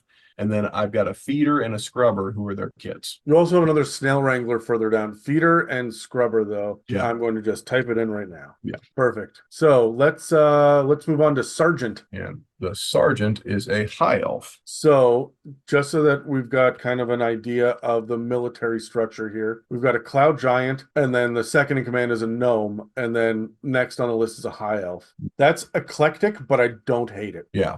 Team lead, I assume this is underneath the foreman. Yep. That is a hobgoblin. Well, the foreman was a bugbear. So Yeah. that's do you now, because of the way the goblinoids work, do you want to swap them to the hobgoblin as higher rank than the bugbear? No, I feel like this gives me an opportunity of here is somebody who's gunning for a higher position. Cool. Yep. Yeah. For snail wrangler, we have another high elf. And again, we got a couple of elves now, but we don't necessarily have to make them family. Right. For the manager, we have a halfling. Manager of what?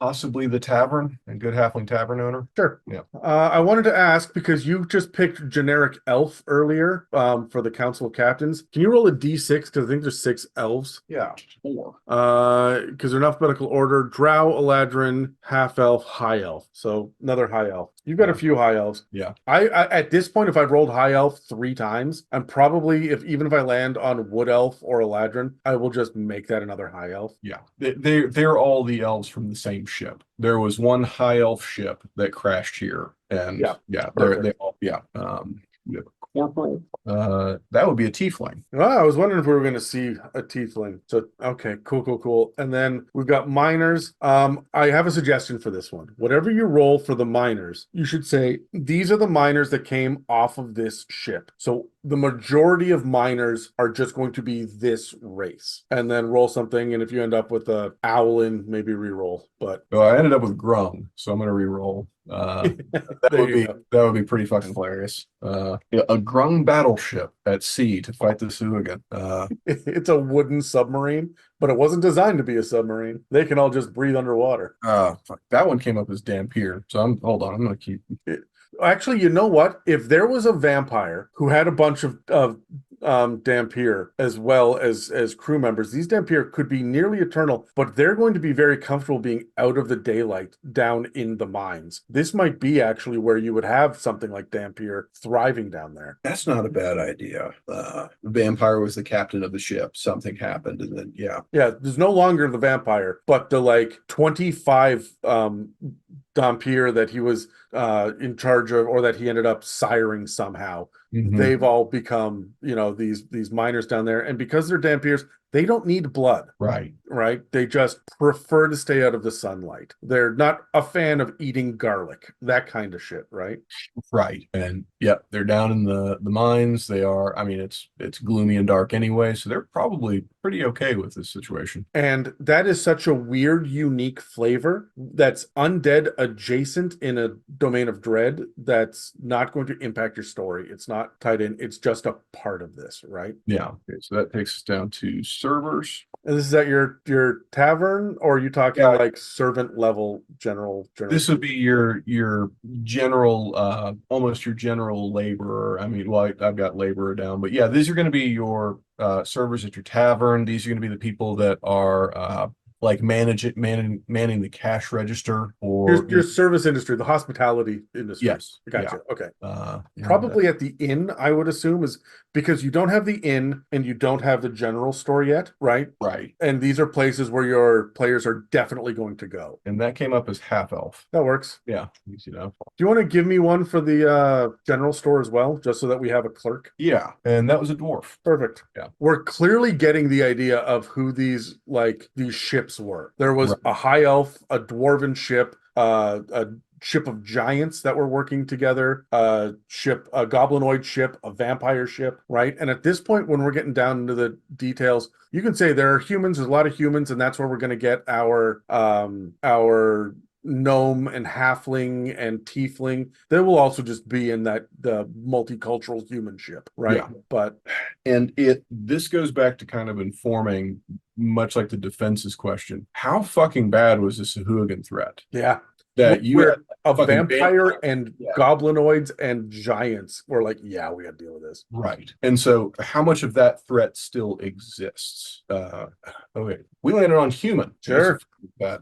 There's got to be Or one or two. constable. Yeah. Now, a scrapper, you're talking, this is someone who's going to be dealing with like derelict ships that wash up on shore. So it was a term I used to do a lot of construction work, and a scrapper was kind of your like they just walked around, picking up the ends of 2x4s that were being thrown away, collecting nails, just kind of doing just very, very generic cleanup work. Oversight of a site, right? Like, yeah, that Yeah, makes sense. stuff like that. So they'd be the one that, they're collecting all the picks at the end of the day and making sure that they're put back in the racks. They're collecting all of the whatever gear and kind of cleaning it off. They're doing, almost like Bat Boy Yeah, levels. yeah, this is also the same person. Like, they're going to do a walkthrough at the beginning of the day, a walkthrough at the end of the day, and they're going to be there to sign in the different tradespeople coming in and out of the. They'd be like, oh, you know what? You left a ladder up on floor 14. Yeah. Got to make sure you clean that shit up. I bet they've got their first aid ticket. Yes. Yeah. They're walking around with the first aid kit. Yeah. A 6, that's a half elf. All right. Again, this is like fleshing out quite nicely. Yeah. It's funny how your dice seem to be streaky. Yeah, it's either very normal or it's wildly out of fucking place. It's not the middle of the road too much. And then we have general laborer. I feel like you can just fill in blanks as you go on this because these are the people that are going to be hanging out in the tavern as well. Yeah. I got a tiefling for that one. So yeah, maybe I'll just put one of those in there. But yeah, this will be Sure. This will be the one with the name. Yeah. Right. And then we have guests. I don't feel like we need to flesh this out unless you have a specific guest in mind of someone that's also staying at the inn. I don't. I think maybe that's going to be if I need to inject an adventurer Yeah. to help the party out. If it's somebody else, so the one of the concepts is that there is a large fleet of ships that moves between settlements that travels in the wake of the dead dragon turtle fortress island that manages to spread out some of the mist. And so the guests would probably be, oh, it's the ship pulling back in to do some trading for a couple of days before they leave. Mm-hmm. Yeah. And so the next thing you have is just general civilians as well. I just put down the 6 main ones that we landed on: humans, elves, dwarves, goblinoids, giants, and Dompiers. Yeah. Like, that's going to be the majority of this. There will be other things. There's a Loxodon, but for the most part, this is what you're going to see. Yeah. And then children. I like that you have in brackets here, may have their own secret rank structure. Yeah. Yeah. I fucking bet they do. Yeah. I was one of those kids. Oh yeah, yeah. And they're not going to tell you. And it doesn't matter that everybody here was once a kid and knew the secret rank structure. It's changed. When the adults know it, it's not cool anymore. So we've got local flavor, and you've got a D4 table here with a bunch of events on it, right? And this is just, I'm assuming when they come into town, this is the thing that they're going to see as they walk in, right? Yeah. Including a snail harvest that's being brought in, a miner team preparing to leave for a dig, a bunch of kids asking them questions, but on behalf of the Commodore, like they're little spies. Yeah. And then that's completely unofficial. Yeah. They take it upon themselves. So. And what's your challenge coin event? Are you familiar with challenge coins? No. So I actually got one right here.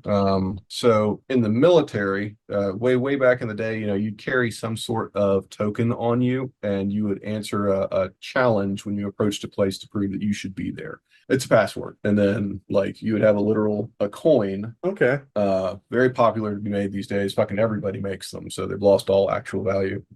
But a challenge coin would be one given to you by the command or the captain or whoever's the head of whatever unit you're part of would have a coin made for themselves that they would then give out to people as sort of a not an official reward, not like written down award worthy goes in your record, but hey, you did a great job today. We really appreciated it. Here's a little token of appreciation. So it's the equivalent in corporate life. This would be the equivalent of a $5 frozen yogurt gift card. Like, yeah, but one you carry around at all times. Yeah. And That's so that acknowledgement from the higher ups. But it evolved a bit into again competitions. So like if you went out drinking, maybe everybody's got challenge coins on them, and if you got into a disagreement about who's going to pay, or you say, hey, let's do a challenge coin for it. A challenge you coin to see who's going to pay for this round. Everybody would take the coin out of their pocket, and whoever had the highest ranked coin, like I got mine from a captain. Well, fuck your captain. I've got a 3-star admiral. I outrank you. My coin outranks you. I'm not paying. Or if a unit has all the same coin, you're all out drinking together, and then you say, okay, coin challenge is who pays. Whoever didn't bring their coin. Gotcha. Shit, you're out of uniform. You didn't bring your coin. You're paying this round. And so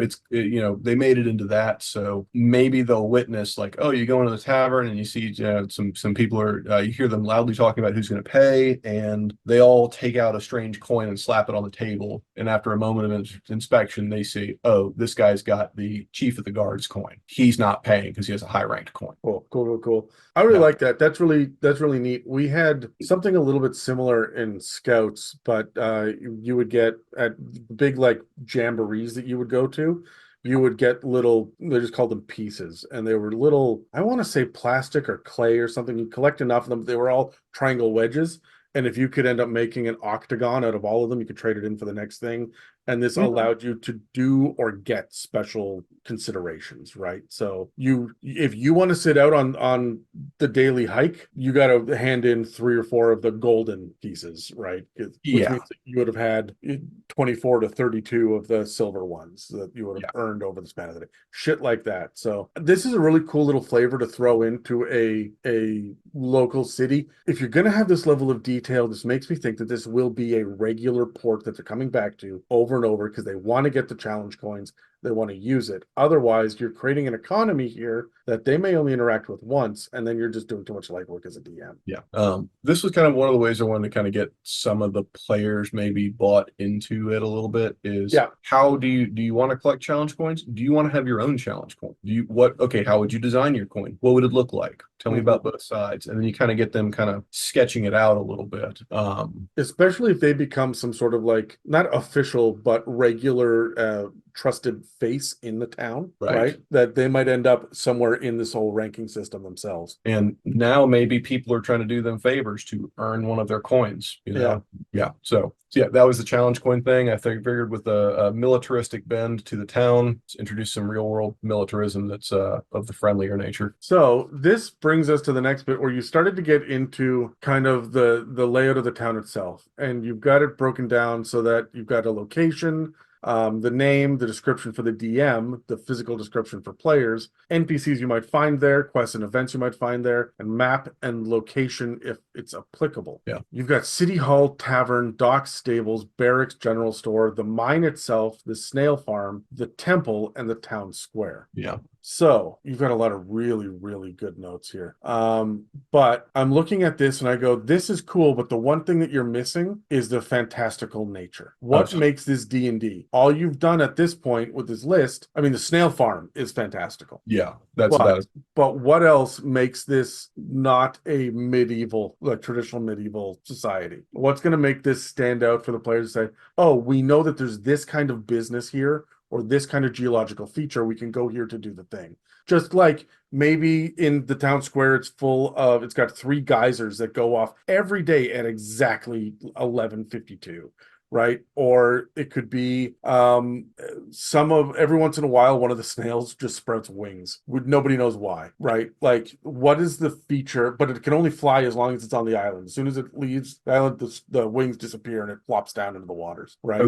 I was kind of imagining maybe something to do with the mine itself. And mine is a bad word. I really didn't have a much better one to go with. So, it's a mine. They're going down into it to find precious minerals or to wrangle snails to bring them back to the snail farm. The mine is submerged in water. Yeah. The entire thing is still a hydrothermal vent. So it is a scalding hot water-filled mine full of overgrown flora and fauna of the extremophile version from a thermal vent. But beyond that, and beyond just snail farm is going to be when I imagine a snail farm, I'm imagining like maybe 10-meter wide and 15-meter deep, like trenches, again, fed from these hydrothermal vents full of scalding hot water that have these snails in it. So like almost like these runs that, it's hard to go into. You can't really go into the water unless you have some sort of protection. But beyond those two, no, I didn't have much in mind for the fantastical, not yet at least. This is great for the Dampiers that we're putting in there because they've got a feature called Deathless Nature, which says you don't need to breathe. Yes. So, what can we do with this underground section with the snails? You know, it could be a fantastical thing. It is having what do the snails eat? I mean, they're feeding on rock mostly, and that's where they're getting the iron for their scales. I would suggest, just to make it a little bit more interesting and flavorful, if you feed it a certain kind of gem, then the shells will grow small little crystals of that gem, the color of it. Like we gave them rubies, and you can tell this one's been feeding on rubies because they have little, just very tiny, smaller than your fingernail, just little crystal outcroppings of red gems growing in and among the shells. So it's kind of like the florists who put colored water in their various, plants to go, oh, I want these petals to be purple, so I'm going to give it purple water, but I'm doing that now with snails. Yeah, and then you can have things like, there are people out there that have like the pumpkin growing contests and stuff. There would be like an annual snail shell judgment. Who was able to mix the best colors? Are you able to get it in a certain pattern? That would be part of the snail race. It would be the snail games, much like the Scottish Highland games. Okay, Yeah. who's got the fastest snail? We're gonna see who has the prettiest snail. We're gonna see which snail obeys commands the best. The joke is fucking none of them. Like the town is very lighthearted in the fact that they know the snail race. They're snails. They're not racing. They're just gonna, whoever gets to the end first. Okay, they won. Nobody's now. But the decoration. Oh, that's the serious competition. Yeah. That. Yeah, I think you've got something really. There's a lot of fun flavor around these snails. We've got this cool council with the Commodore with a lot of flavor. It's really interesting with the goblinoids and the giants and the Dampiers are a part of this. We don't have anything else underneath the Vigil Preacher. Like he doesn't have any backup, any sidekicks. Does he have cultists or is it just him? I would say he has officially it's the Vigil Preacher and one other official member of the Vigil. And then there's probably a few people in town that go and attend services. They actually do sort of believe, Yeah. Overall, the town as a whole is not ambivalent. They're in line with, but they don't worship the Dark Lord. Well, somebody probably does. So he might have a small Congregation. small congregation, small group of parishioners, right? Okay, I'm trying to figure out, we've got essentially four aspects to this community. We've got the Vigil Preacher, the military rank, the snails, and the even the mine is part of the snail culture. And then just the daily shit that you need for a community to run, which is where your tavern owner, your inn, your general store, that kind of shit comes into play, right?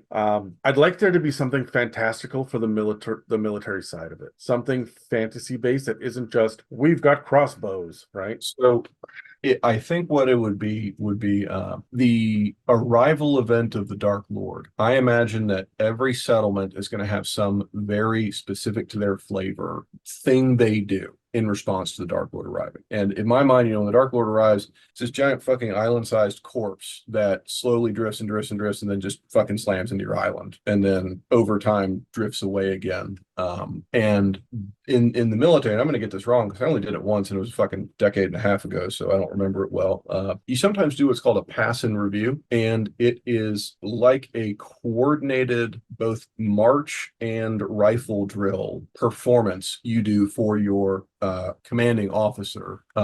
And sometimes you do that as like a new commanding officer comes. And so you do this to show that you are capable of things, or your commanding officer is leaving. So you do it to show them honor in some way, shape, or form. If This you read, isn't this isn't like an inspection, right? It's almost more like a parade. it's more of a parade. It's a combination of a parade and a a drill, which rifle drill is supposed to show some sort of level of martial capability, but really it is just a display of you spinning a fucking metal stick. Yeah. So I imagine what would that look like in a fantastical world where you have some magical capability or abilities above and beyond simply again spinning a stick. So that might be where I try to inject that militaristic thing. And so maybe not only is it the actual arrival event and they see it happening, but hey, it's Wednesday night. We've got to all go do rifle drill for the next time they show up. And it's working through, how they can do a fantastical and impressive display. You've inspired me with the rifle drill, and I'm thinking that what I'm looking for with this, with the fantasy side of it as well, Right. I would reflavor, I don't know, Burning Hands, Scorching Ray, something like that, to be steam-based magic that they have learned because of all of the geysers and these thermal vents and whatnot, and they're able to actually create staves and wands that give off a reflavored steam based attack that is just a reskinned Burning Hand, Scorching Ray, some sort of fire. Right. And the fact that they can do this, they're the only community that can do this, and it for when the dragon turtle shows up, that would very much be their sign of, hey, look, we're on your side. Like this is the honorary, I don't even know what you'd call it, like the shower of steam or something. Instead of a 21 gun salute, they'll point Right. their staves at the air and just fire off steam or something. The seven geysers. We always do it like this. Yeah. And you're talking about again a world where okay, some people can fly. Cool. You've got this pass and review going on below where they're doing their 21 gun salute with the steam. Their version of the Blue Angels is putting on a fucking air display above that. Yeah. Then that's the kind of thing. And because they've been doing this for 3 centuries and 84 years, they've got to kind of outdo themselves every time. And maybe that's one of the things that they approach the adventurers about. Hey, do you have any ideas that can help us out? I've been buying your mom fucking Christmas presents for 65 years. I don't know what to get her anymore. Like what Yeah. can we do here? But okay, so here's my thing. For this military structure, all of their wands and staves are made of iron and they do steam attacks. That's their thing. That's the fantastical, right? It's made of iron because of the snails and they get to do, it's just the fire spells, but they're steam now, right? Right. No, I like that. I think that would be a good. Like you see the corporal come in after a long day and he walks into the tavern and he sits down hard on his chair at a table in the back, puts his feet up on the chair across from him, reaches into his holster, pulls out an iron wand and lays it on the table beside him, and then Yep. waves the bartender over to come take his order, right? Right. Or you sit down in the bar as you all are there. Everybody roll a d6. Okay, you notice that there is a about 1 meter long iron rod sitting next to you that's got some strange things in it. They don't know. Oh shit, somebody left their rifle behind and they're in fucking trouble because that's Yeah. a goddamn deal in the military. Is you left your rifle somewhere. Mhm. And now you play that. Yes. Yep. Hilarious. I'm trying to look and see who our military, besides the Commodores. We've got our captain of the guards, who's a cloud giant. So can you imagine how big their staff is going to be? Oh yeah, yeah. Just like made of iron. How many snails died for this staff? And it doesn't necessarily have to only be, the military column. Your hobgoblin team lead. Put me in, coach. Like I want to be in there doing that. Mhm. I think the local criminals, because there's always a criminal element, the Right. local criminals will refer to the town guard as the Iron Rodneys. Like The this Iron is the kind of Rodneys. fun shit that I like to like. I will go for a long ass drive and just be like, what are the guys that are too clever for their own good naming shit in the background of a fantasy world? Yeah. Guys, we got to get out of here. The steam queens are coming. Oh, Yeah, the steam. exactly. Like that kind of shit. Right. If that's your introduction to the town guard as well, that's amazing. Yeah, yeah. So the last little bit here, you've got about a page, which is your discussion cheat sheet. Yep. So all of those questions that you had from the DMG and the Van Richten's Guide to Ravenloft, you've now answered here. What purpose does it serve in your game? You're like, despite the militaristic design of the town, Andre's Landing exists to be a friendly area for the adventuring party. It's also a location of a needed item. One of your Dark Lord's pieces of their heart is Mhm. somewhere in one of these mines. Yeah. There's going to be a whole quest around this, and Oh, yeah. it's going to be more exploration. Like even if you're at the town, you're under the town. Yeah.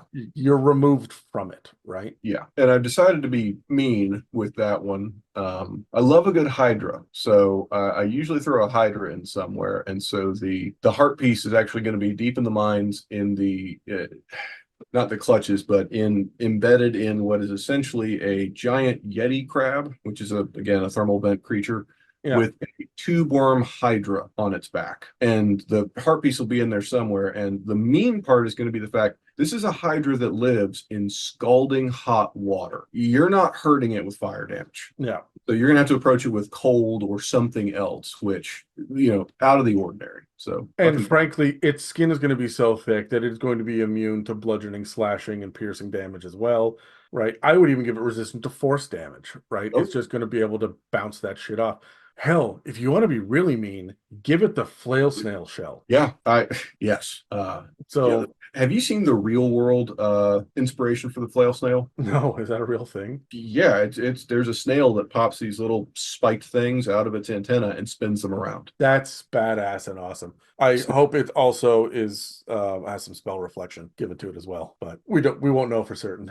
Yeah, That's right. The when you get down to things that are the size of insects, some of the shit out there is so fucking wild. You don't have to create it. You don't have to make up a damn thing as a DM. Just go no. look up weird shit that insects can do. Oh yeah, and then make it big. Yeah. This thing Yeah. really big, suddenly terrifying. The next time that I have Thrycreen around, they're going to be mantis shrimp flavored, right? You don't want to get into a boxing match with one of them. No, you should also look into the pistol shrimp. They snap their claws so fast that it creates a cavitation bubble that will shatter things in front of them without even touching it. We're talking about the same thing. They've got different names. The mantis shrimp and pistol shrimp. I need to look it up. They're actually two separate ones because the mantis shrimp actually strikes. The pistol shrimp's got an actual like crab claw, and Oh it shit. Okay. hits it with a bubble of water. Yeah. Cool. Oh yeah. All right. Well, I'll be looking up that after this recording. That's what I bring every time is interesting underwater animal facts. That's what When we move on, we have how big and who lives there. We've answered that already. What does it look, smell, and sound like? That'll get into the description section. We get into. I would assume that everything is incredibly salty, and a yeah. lot of stuff is just wet. Lot of steam, little bit of a sulfury smell. Yeah. Are you going to make it rusty? So I don't know about this because the snails don't rust. Yeah, I would say that anything that's old from the ships that was brought on has rusted away, and they're slowly replacing it with Yeah. it. So you can tell that the Commodore's mansion is made entirely of iron and it gleams and it's fantastic.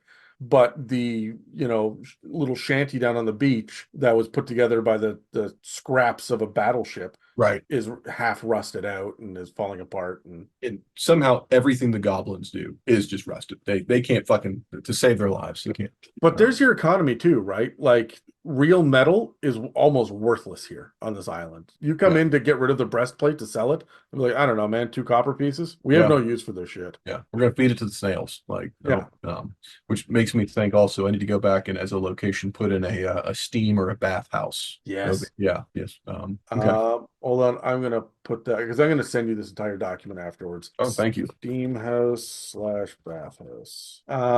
So we've got what are the defenses? Mostly coastal. You answered who governs it. We've already done that, so I skipped it. Mostly coastal, maybe a Sahuagin threat. Definitely be a Sahuagin threat. I think Right. that's except when your Dark Lord approaches, then they scatter, right? Oh yeah, they're terrified of her. So If you have access to the Theros book, Mystic Odysseys of Theros, they've got a couple of Tritons in there that are like that will raid the community. I would reskin those as Sahuagin because they're pretty fucking neat. Otherwise, you're looking at Ghosts of Saltmarsh, I think, is where you get all those Sahuagin stat blocks. There'll be some defenses against lava flows and eruptions, of course. yeah. Would you have someone in town that can bend lava like Avatar: The Last Airbender that's going to be able to like warp and shape the lava as it flows to have specific, I don't want to say like art installations, but they can make door frames out of it, or this chair, this rocking chair was made out of lava. Like this could be one of your weird little spellcaster I mean, merchants. it would be the first time. I mean, I could just really lean into Avatar. It would be the first time that a Way of the Four Elements monk would ever be useful. I'm not Almost, saying, almost the first time. You'll still have to homebrew. yeah, yeah. Um, That's a game I want to play one day. Is okay. You all get to pick from the worst possible classes. It's going to be Purple flat, Dragon Knight. yeah, but flat tens across the board in all stats. And you are, Purple Dragon Knight, Way of the Four Elements monk. I mean, just pick all of the bad ones. Yeah, Knock you out. Berserker Barbarian. Yes, yes. You are the D team. That's who you are. And Welcome to the Suicide Squad. yeah, yes, yes. So what temples and other organizations feature prominently? You've got the Vigil, the mining organization, and the snail farmers. Yeah, Where do characters go to find goods and services? Standard town stuff, of course. yeah. I think that you probably have a decent dock system with like merchants. Whenever ship comes in, they can rent a kiosk on the dock, right? And there's just like some stands that are permanently set up but empty Yeah. for merchants to come through, shit like that. Why should characters care about this settlement? I reiterate, damned if I know is written right in there. Yeah. You have a look, they will care because it's interesting. Yeah. They've never seen it before. It's weird and it's friendly. And it all comes down to the snails. There's going to be two players who, for some reason, fall in fucking love with the snails. Yeah. Oh, they're cute and they're this big thing, and oh, it's kind of weird and quirky. Yep, yep. You are in a hellscape, remember? But whatever. Here's a snail. Okay. Yeah, so it's time to make it interesting, one of the best ways to do it is with a colorful character. We've got a lot of them like written out here, but the weird ones, the ones that stand out from the others, having a couple of giants, because there will be other giants just walking through the town as well, right? Yeah. We don't have just two giants left over. So having a couple of giants or a Loxodon, moving about, having the mercantile chair, the Triton, greeting them as they dock, right? To say, did you have any Sahuagin problems? What can we do to help? And of course, they would have coming in, right? Like as a DM, that's the random encounter they would have hit, right? So for a flat fee, we will fix up your ship. I can get underwater. We'll get a couple of our local sea elves to get under there to check out, make sure your rudder is still working the way that it's supposed to, that kind of shit, right?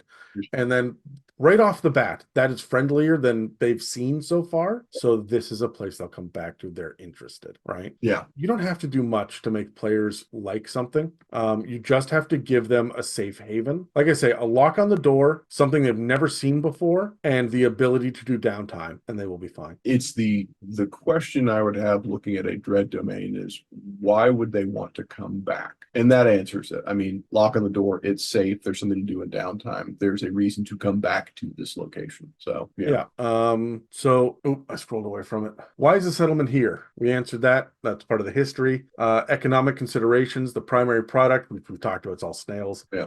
It's snails all the way down. Yeah, we didn't really talk about food, but I would assume that it's mostly fish, and if I'm going to be honest, potatoes. Yeah. That's something that we learned on the east coast of Canada is potatoes are easy to grow on islands. So yeah. Sorry, I've got an editor asking questions while he's actively editing. So I'm like, you're fine. Where does the power come from? It's the table of ranks from a military service. The one thing that we haven't talked about, how does this community feel about the other nearby communities? And I think we would have to build those first to figure that out. The only community that we know is right there is the Sahuagins, and that's hostile. So in the world I'm building, there is minimal travel. Like there's very minimal travel between the settlements, and travel will be inherently dangerous. It'll also come with a fee. The people who are all the mists cover all of the ocean, and if you go into the mists, either you'll face dangers, or more likely you won't be hit with exhaustion for failing con saves. All of your mental attributes will start dropping until you have a 1 intelligence, wisdom, and charisma, and then you just don't even remember to eat. And there's just these ships drifting around with these crews that died where they were because they forgot what they were fucking doing. And the only reprieve from that is the body of the dragon turtle, this gigantic fucking island-sized corpse, as it's drifting through, almost aimlessly going from settlement to settlement in sort of a random pattern. It's going to cut a big swath through the mist of safe area over the water. So to travel from place to place, and again, this is an ocean with no wind and no apparent tides. Yeah. There are going to be these just gigantic chains and hawsers and cables coming off of her corpse, and for miles and miles back, it will be pulling a fleet of ships. And That's so great. And either they've all like chained together and stuff. or they're they're chained together, or they they can see each other and they're desperately trying not to get too close in case their chains get wrapped up. And each ship is going to have a little bit of a different purpose. Oh, they're the fishing ones.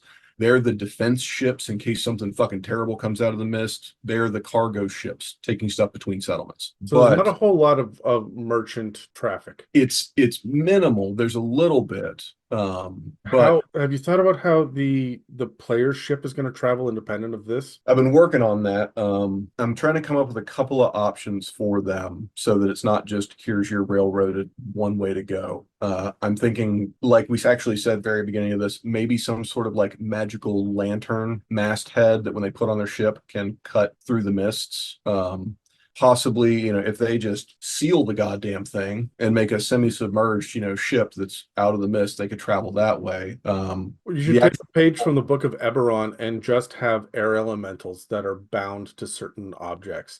So you can put one behind the sails to blow the sail and one on the bow to blow the mists. I was also going to possibly just take a page from a Spelljammer and give him a dragon turtle. I mean, see a turtle ship, an actual like here's your submarine. Yeah. That's cool too. But I thought this was funny. So the to have a place in the fleet, to be on the chain, you have to pay tribute to the Dark Lord every time you land in port, and if your tribute's not good enough, you're getting punished. And so if a ship fails its tribute enough and the Dark Lord is deemed, okay, you're not worthy of this anymore, they will do what's called keel hauling, which used to be a real thing. Keel hauling. I'm familiar with it. That's horrifying. Yeah. But they're going to do that down the shell of the dragon turtle corpse. And for the people who aren't familiar, your keel hauling is where they tie a rope to you, chuck you over the fucking side of the ship, and then drag you along the keel of the ship to the back. And most ships are covered in barnacles and surprisingly sharp things. And you can get, you're cut to ribbons. It's brutal. Ribbons killed. And so the idea would be if the crew fails in their tribute, they would be keel hauled. But this keel hauling would actually be the ritual to make the crew into undead. And so the undead crew of the ship would then become rowers on the ships that don't use the chains. So, okay, the Vigil has a couple of ships that go and keep order in the fleet and check on shit, because they got 200 fucking skeletons below decks that are just rowing. They can get around. But the captain of the ship that failed, after they're turned into an undead, their corpse is getting nailed to the skull of the dragon turtle corpse, so that when it lands, face first on the settlement, hey, look, there are all the other failures who didn't pay tribute, who are still writhing in agony. That's such a fucking display, just right off the bat. That is a fucking mood. And when to come to the fortress to pay tribute, well, of course, the jaw is going to drop like a ramp, and now you've got to walk through the skull. And oh, look, there they all are, just to kind of.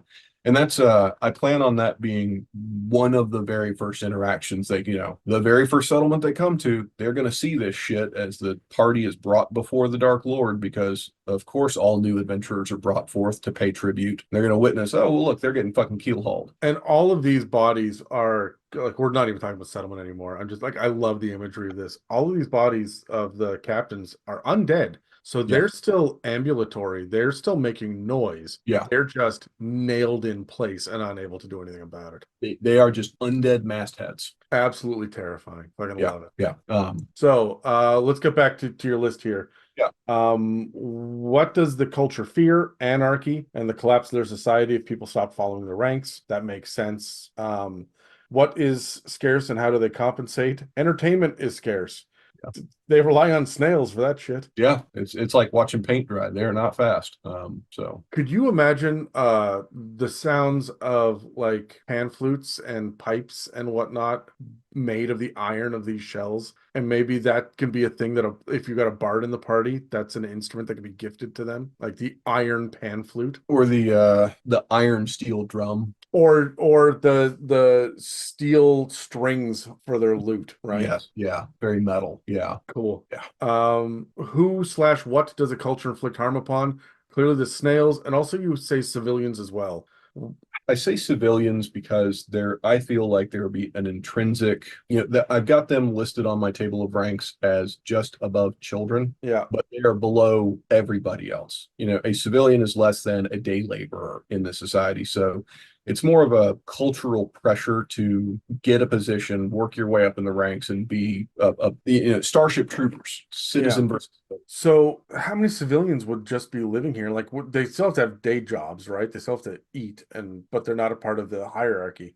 So Yeah, what are we talking about? Like, are we just punishing housewives? Is that or house husbands, or sure? Yeah, yeah. But like, is that just vagabonds and stay-at-home parents? Is that who's getting the uh, punishment? probably, unfortunately, yeah, Everyone has to contribute, and that's you know right. what? There's this insidious underpining of this whole thing is you've got all of these people, all of these civilians who cannot contribute. They're a war veteran. They can't go work to do the thing because they'd lost their legs, whatever it is.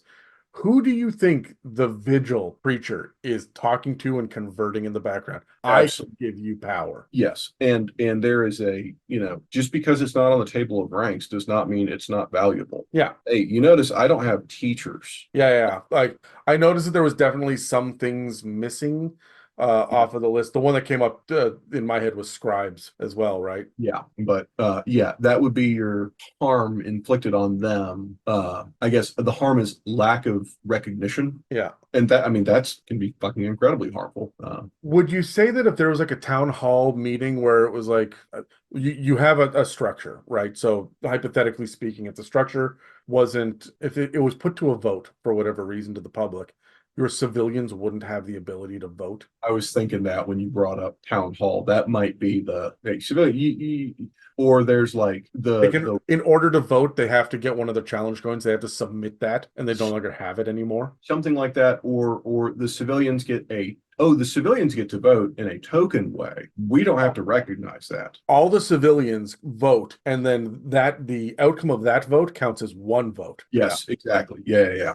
I also added who slash what does the culture inflict harm on? I added Sahuagin. Yeah, yeah. How does the culture treat outsiders? Friendly, which I absolutely love that our honored guests over here have higher rank and are more important than an entire class system. There's clearly a class system here, Yes. right? Yeah. So, attitude toward the Dark Lord, you left blank, but I think we've already covered that. Yeah. Did the settlement exist before or after the birth of the domain? The settlement was after, but the location was before. Relationship to the Dark Lord. She is respected as an authority and tribute is made in earnest. Her vigil representative in town is tolerated. They will not openly act against her, but may provide some support to her enemies if there's enough discretion. Of your big, like the four organizations here, your military structure, your mercantile structure, your religion, and the snail slash miners.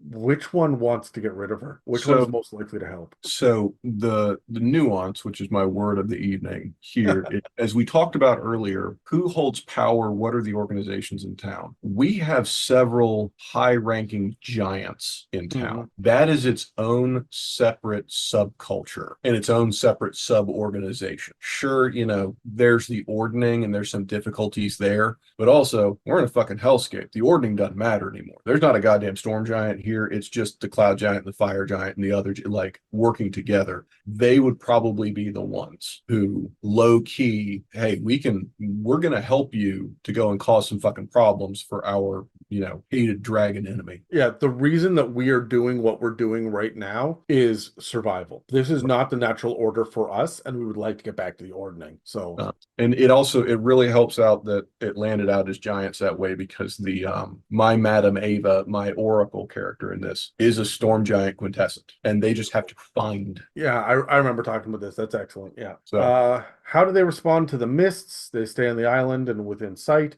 avoiding the mists as much as possible. Some attempts have been made to, in the past, to penetrate the mists with sealed ships. Those experiments all failed and have to be given up on.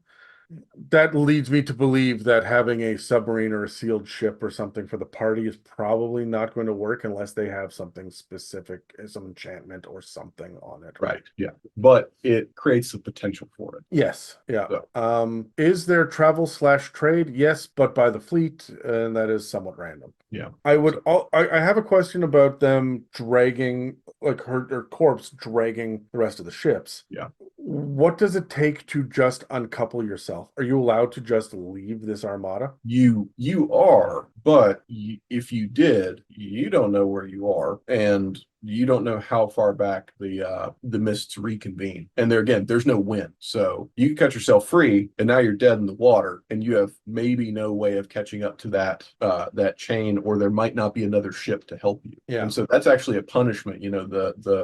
The fleet of the Vigil, if they have decided you have not done well enough, or maybe not paid enough bribes, I'm imagining that the Vigil member that's in charge of the fleet is actually very corrupt and willing to take bribes. Mm-hmm. They might just come and cut you free and let you drift. I think it would be really cool to have it be like we have to get over to Andre's Landing. Yeah. I've got business to do there for the next 3 or 4 months. I'm interested in documenting this snail race, whatever the reason is. I'm a messenger. I don't have a ship that can travel there, but I have raised enough coin to be able to buy passage to chain myself on. And then I go there and I'm stranded. The same way that like when you go up to Alaska during certain times of the year, like this is the last time. You're not Right. leaving the Arctic Circle until summer again, right? So I like the idea of when I get there, I will have to join the rank system to raise enough money to get to book passage again on the back of this.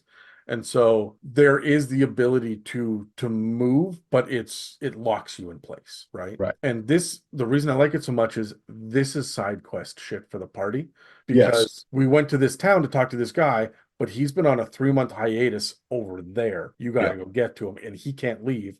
Or also, can you please bring me to him because you have a ship that works, right? Yes. So there's a lot of potential for side quests and pushing them forward with the next task. And that helps to abate one of my bigger problems with, like I said before, Curse of Strahd or any of these, is you get into a Domain of Dread situation and your players are looking to speed run that shit. How fast can we do this? We don't care. We don't want to know these people's names. It doesn't matter. Now you don't have a choice. You're here for 2 or 3 months, and even if it's a one session where we talk about what you did in those 3 months, and maybe we do a one shot where we go ahead and jump to that climactic thing, you're still going to do something in this fucking town, because I made the town. I took the effort of naming the town, and God damn it, you're going to fucking play in my sandbox. Yeah, I'm very fortunate. I love my players. You guys have all met them, especially on the Patreon. You've all heard them a bit. Like even Charlie's on the Pantheon episodes now. I'm very fortunate with my players, but I could still throttle them half the time where they just walk past the thing that I set up for them. And so there are parts I play in a big sandbox, but there are some parts where you accidentally step onto the railroad. And here we go for the next 2 sessions. We're fucking doing this. Hey, don't go through that door. There's a cutscene and you're stuck. Yeah, exactly. And I just hand wave it with God magic, right? Because I've got the overarching higher gods, but you've got the Domain of Dread. You just have dread magic, right? Right. You cannot do this hard stop. You can have all of the gust you want prepared in your wand. It's not going to matter. The mists are here. Yes. Yeah. So, do you have anything else you want to cover really quickly before we wrap this episode up?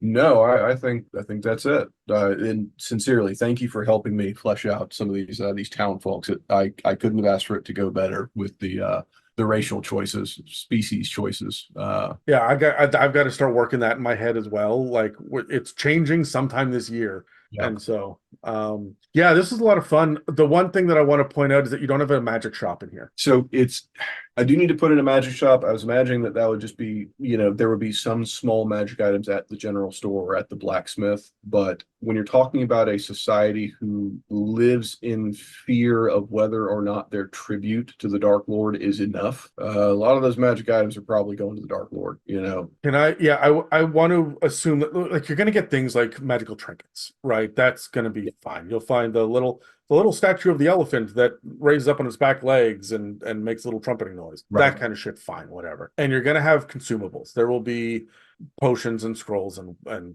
Yeah. chargeable wands, right? That kind of shit. Right. But anything else besides that, my recommendation for this kind of setting for magic items would be black market or secret auction. I imagine that the fire giant head engineer is probably the, head of that black market making shit. Yeah. Yep. Yeah, and the idea that if it's all about who's got the most wealth to pay the tribute, having an auction of magical items could be the way that like the communities will come together to help. Maybe that's one of the ships is the auction ship that runs around and says, we have these items. There are bids from these other three communities. Right. So this is your one opportunity to put in the bid. Right. And by the way, the auctions all happen at basically the same time as any sort of vigil service because they feel like, okay, we're not being observed when that's happening. Yeah. But the vigil service may also be an info dump, so the players got to pick which one they're going to. But yeah, black market's good. Cool. Well, let's wrap this episode up then. That's it for our discussion on building a settlement in a domain of dread. Although I feel like every other settlement in your domain, like we could just keep building for 3 fucking years. It's so flavorful. I have one that's a kelp forest above the water, but when you walk into it, you can swim through the air as though you're in a kelp forest. Fucking love it. Like this is the weird fantasy shit that I love. It's so flavorful. Anyway, thanks for choosing this topic and for workshopping your homebrew and of course, for supporting the Patreon. It's always fun and easy. I told Mieka, yeah, I'm going to sit down and record a 2-hour episode. So I'll see you in 4 hours. So, for everybody else, thanks for listening to another episode of the It's a Mimic podcast. If you'd like to support us, we have a donate button on our website, itsamimic.com. Store with some merch and a Patreon. This episode and others can also be found on Spotify, Apple Podcasts, YouTube, and most other podcast apps. Thanks again for listening to It's a Mimic, where you never know what you're going to get. Theme song.